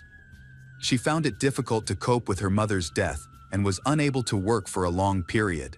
Eventually, she gathered her strength and made a promise to her mother that she would seek justice and ensure that those responsible for Ala's death would be punished. One day, Nadia discovered a photo of Victoria on social media. The wanted woman was showing off her lavish lifestyle in Mexico. After discovering this, Nadia contacted the U.S. police to report Victoria's whereabouts, and they began an investigation. At this point, Nadia hired one of the top private detectives in the United States to speed up the investigation. A wealthy friend of Nadia covered the cost of the detective's services, which she could not afford since she had not been working for several months while searching for her mother. The private detective thoroughly examined Victoria's social media photos and was able to confirm that she was already in the US. One of the selfies, taken while wearing sunglasses, showed a reflection of a car's dashboard. After examining hundreds, even thousands of cars, the private investigator determined it was a Chrysler 300. The private investigator was able to determine that the last photos were taken in Sheepshead Bay, a neighborhood in Brooklyn, New York. By checking a database of cars in that area, he was able to narrow down his search and identify a suspect. He discovered that Victoria was living with her boyfriend in an apartment complex just 5 blocks from Nadia, and that the Chrysler was registered to her new boyfriend. Victoria was probably unaware that the case had escalated to the point where Interpol had a global warrant for her arrest, which is why she felt safe posting her photos online. The private investigator located the boyfriend and contacted him. It was discovered that he had been poisoned by Victoria. She followed her usual methods of poisoning her boyfriend and even poisoned his beagle, which unfortunately died. Victoria's freedom poses a danger, as her potential victims could increase. The police searched Victoria's apartment and discovered Olga Tzvik's identity card. This discovery sheds light on why Olga was targeted by Victoria. Victoria needed money and valuables, but she also needed an ID that. With her temporary visa about to expire, she was looking to use someone else's ID to avoid returning to Russia, where she would have to stand trial. Police believe she intended to kill Olga, the real owner of the passport, to steal their identity. Fortunately, Olga survived thanks to the quick action of a neighbor. Additionally, the box containing the remains of the cheesecake was sent for analysis, marking a significant breakthrough in the investigation. The investigation returned to the lab, where researchers analyzed the cheesecake. It was determined that Victoria had used a sedative, but she had used a higher dose, which rendered her victims unconscious. Olga was lucky to survive after eating the cheesecake. The high temperature in her apartment was no accident. Heat amplifies the effects of the drug and can even be fatal. Victoria apparently knew this, so she increased the temperature in the house and tried to dress Olga in warmer clothes. But luckily, Olga was discovered by neighbors in time. After her arrest, Victoria denied all allegations against her, including the murder of Alla, who was Nadia's mother. She also rejected claims that she attempted to murder Olga Tzvik and other victims. Victoria had previously been a suspect in the theft of 2 fur items in May 2016, but that case did not progress. Additional incidents emerged involving her in thefts, where she would meet men online, visit their homes, drug them, and rob them. Most of the men chose not to report these crimes to the police due to concerns about publicity, allowing Victoria to evade consequences. The trial was delayed for a long time. The case finally went to court in January 2023, attracting considerable media and public attention. Victoria chose not to testify at the trial and remained silent. The court could not discuss the details of Alla's death because it happened in another country. Victoria's defense argued that there was no evidence that Victoria had poisoned the cheesecake and forced Olga to eat it. Victoria herself ate 2 pieces in front of Olga and had no problems. The prosecution then argued that Victoria had only added poison to 1 piece of cheesecake, specifically the 3rd piece she offered Olga. She ate the other 2 pieces without the poison. This misled Olga. After a lengthy deliberation, the jury found Victoria Nasirova guilty of 2nd-degree murder. Although the maximum sentence for the crime is 25 years, the judge shortened her sentence to 21 years. By law, she could apply for parole after serving 15 years. Victoria faced harsh prison life. She frequently complained about poor food and inadequate medical care. During her incarceration, she was attacked, leaving her scarred and nearly blind. After the attack, Victoria sued the prison, alleging that guards were negligent in failing to support her. The case ended in a $325,000 settlement. In a recent interview from prison, Victoria denied any wrongdoing, including Allah's murder. She claimed that she had nothing to do with poisoning beautician Olga with the cheesecake, explaining that she had eaten the cheesecake herself and had not become ill. Victoria said that she had only shared a piece of cheesecake with Olga and had not forced her to eat it. After completing her prison sentence in the United States, Victoria will be deported to Russia, where she will face trial for Allah's murder.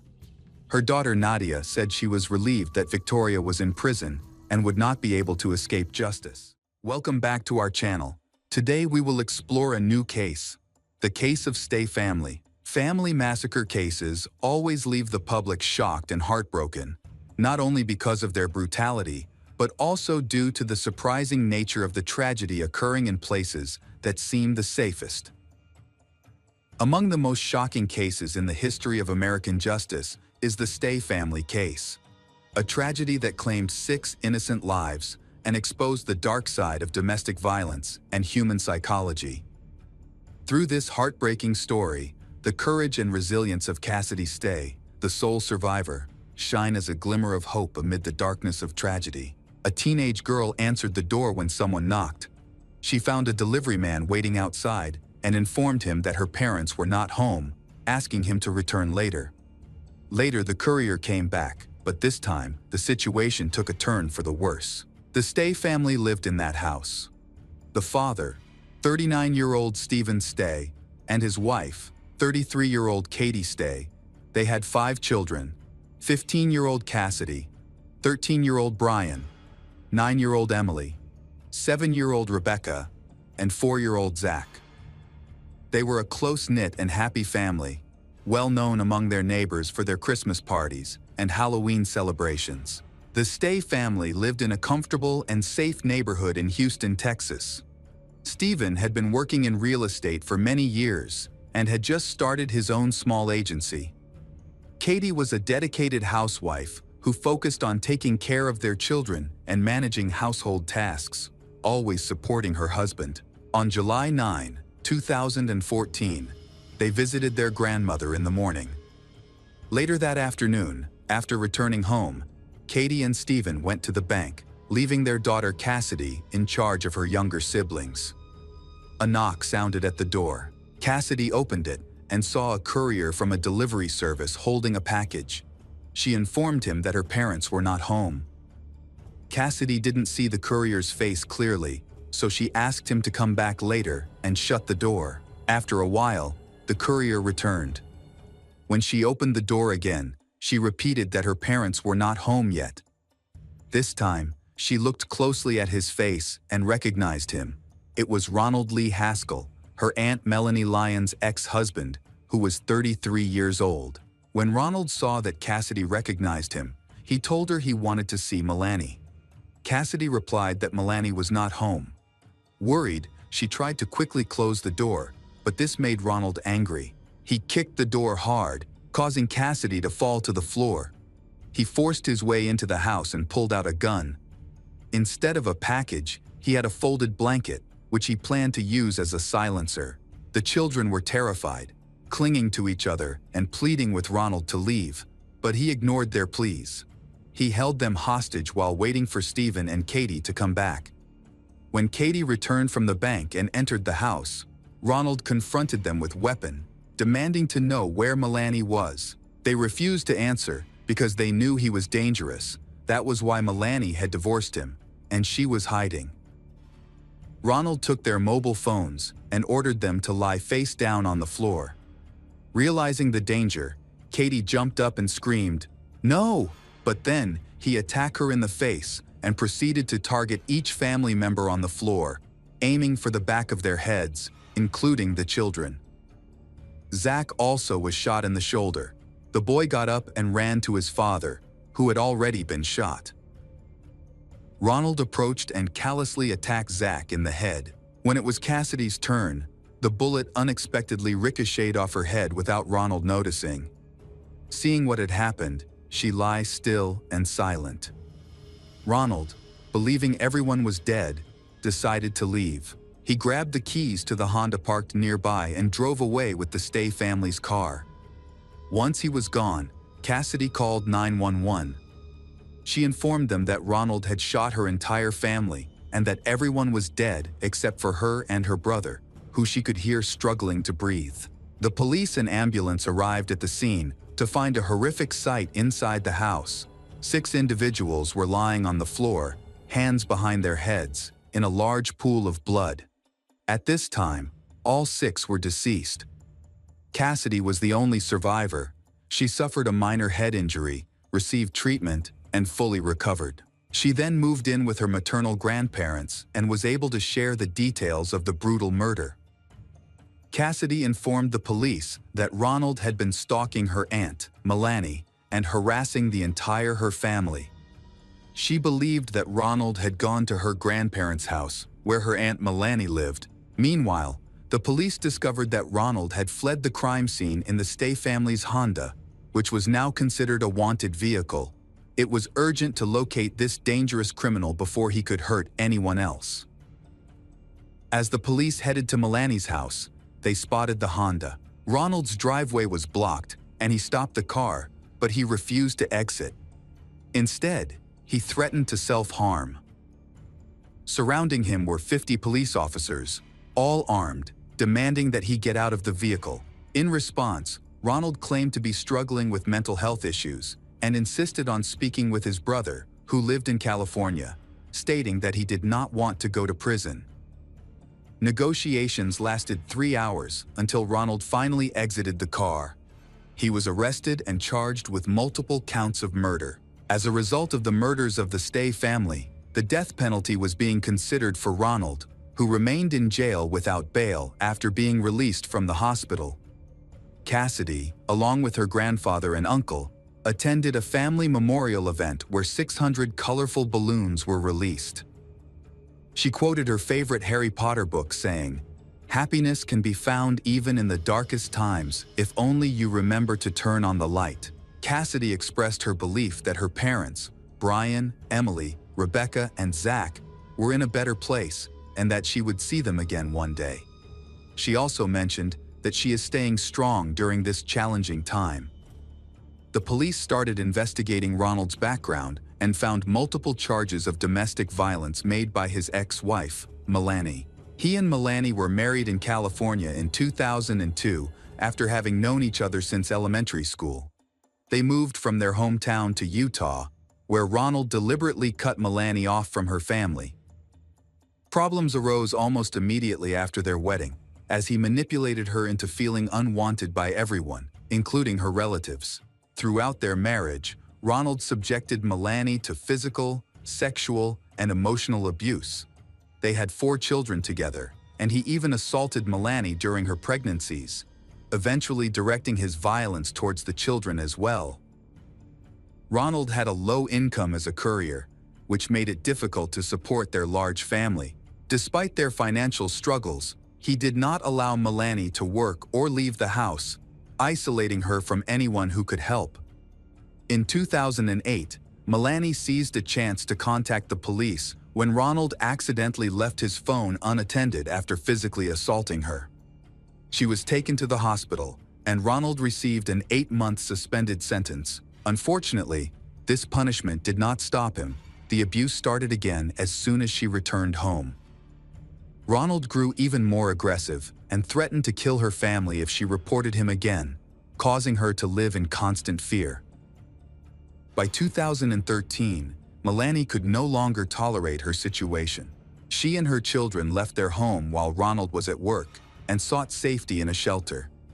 She filed for divorce and obtained a restraining order against Ronald. In need of support, she reached out to her sister, Katie. Despite not being very close, Katie felt compelled to help her sister and took Melanie and her 4 children to their parents' house in Houston, Texas, where they would be safe. Melanie's divorce from Ronald was finalized on February 14, 2014. They were granted joint custody of the children, with Melanie receiving primary custody. Ronald was ordered to pay $700 a month in alimony from his modest income. After the divorce, Ronald moved in with his parents in California. He was ordered to stay away from Melanie, her family, and the children's school. To evaluate his emotional stability and communication skills with the children, he was required to undergo a psychological examination, but he never succeeded. While living with his parents, Ronald began to take out his frustrations on them, physically abusing his elderly parents and older sister. In a disturbing incident, when he learned that his mother had been in contact with Melanie, he attacked her, bound her to a chair, and choked her until she lost consciousness. His sister eventually discovered their mother and called the police, but Ronald managed to avoid serious repercussions and continued the abuse towards his family. Ronald's family found it hard to understand why he had become so cruel, especially given that he was raised in a loving environment. In school, he was a popular football player, crowned prom king, and had many female friends. No one could believe that the friendly and cheerful Ronald would turn into a violent person. And in a moment of anger, Ronald sought revenge on his ex-wife. Tragically, he ended up killing his Stay's family instead. The police was discovered that Ronald did not own any registered firearms. He had stolen a pistol from his ex-girlfriend and bought over 200 rounds of ammunition from a weapons store. A ballistic test confirmed that the pistol found with him matched the bullets found at the murder scene. Additionally, notes outlining his murder plans were discovered in his notebook, showing that he originally intended to kill Melanie, her parents, and her sister as part of his revenge. It is clear that Ronald had planned this horrific act and intended to kill many people. If Cassidy had not quickly called 911 and the police had not intervened, Ronald would have killed Melanie, her parents, and possibly others. A memorial was set up in front of the deceased family's home, where neighbors and community members brought flowers to honor their memory. Melanie did feel guilty for her ex-husband's actions and found it difficult to understand why he chose to kill Katie and Katie's family instead of her. At this time, the court was significantly affected by damage caused by a storm, resulting in a delay in the trial. It wasn't until August 25, 2019, that the trial finally started, with Ronald facing the death penalty. Ronald fainted during the proceedings and had to be placed in a wheelchair. His lawyer claimed that he was scared and required a mental health assessment. A psychiatric evaluation revealed changes in his behavior, and he was diagnosed with narcissistic personality disorder. The psychiatrist believed he was pretending to have a mental illness to evade responsibility for his actions.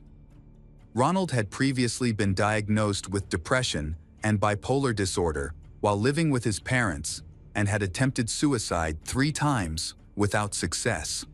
Ronald confessed to killing Stay's family, but said that voices in his head urged him to do it. He claimed he wasn't aware of his actions at the time. However, the prosecution presented CCTV footage showing Ronald at a hotel, a store, and a cinema before the murder. In the footage, he appeared calm and rational, which suggested he was not insane. The defendant's brother stated that Ronald was extremely angry with Katie, who aided Melanie and the children in their escape. He wanted to take revenge on her.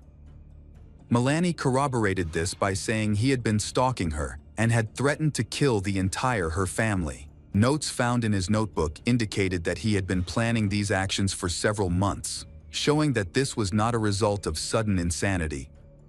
In court, Cassidy also was the key witness against Ronald. She had grown up significantly and was a student at the University of Brick-Mayanka in Utah, where she was also engaged to her boyfriend. Cassidy recounted the terrifying experiences she had in the house during the murder and was shocked that Ronald showed no remorse for his actions. Throughout the 5 years he spent in prison awaiting trial, he did not reflect on his crime or feel any regret. Finally, Ronald was found guilty and sentenced to death by lethal injection. He is currently on death row waiting for his execution. The Stay family massacre is not only a tragic loss, but also a profound reminder of the impact of domestic violence and the dangers of leaving mental health issues untreated. Although the pain Cassidy Stay endured is immeasurable, She chose to use her loss as motivation to spread a message of courage and mental strength.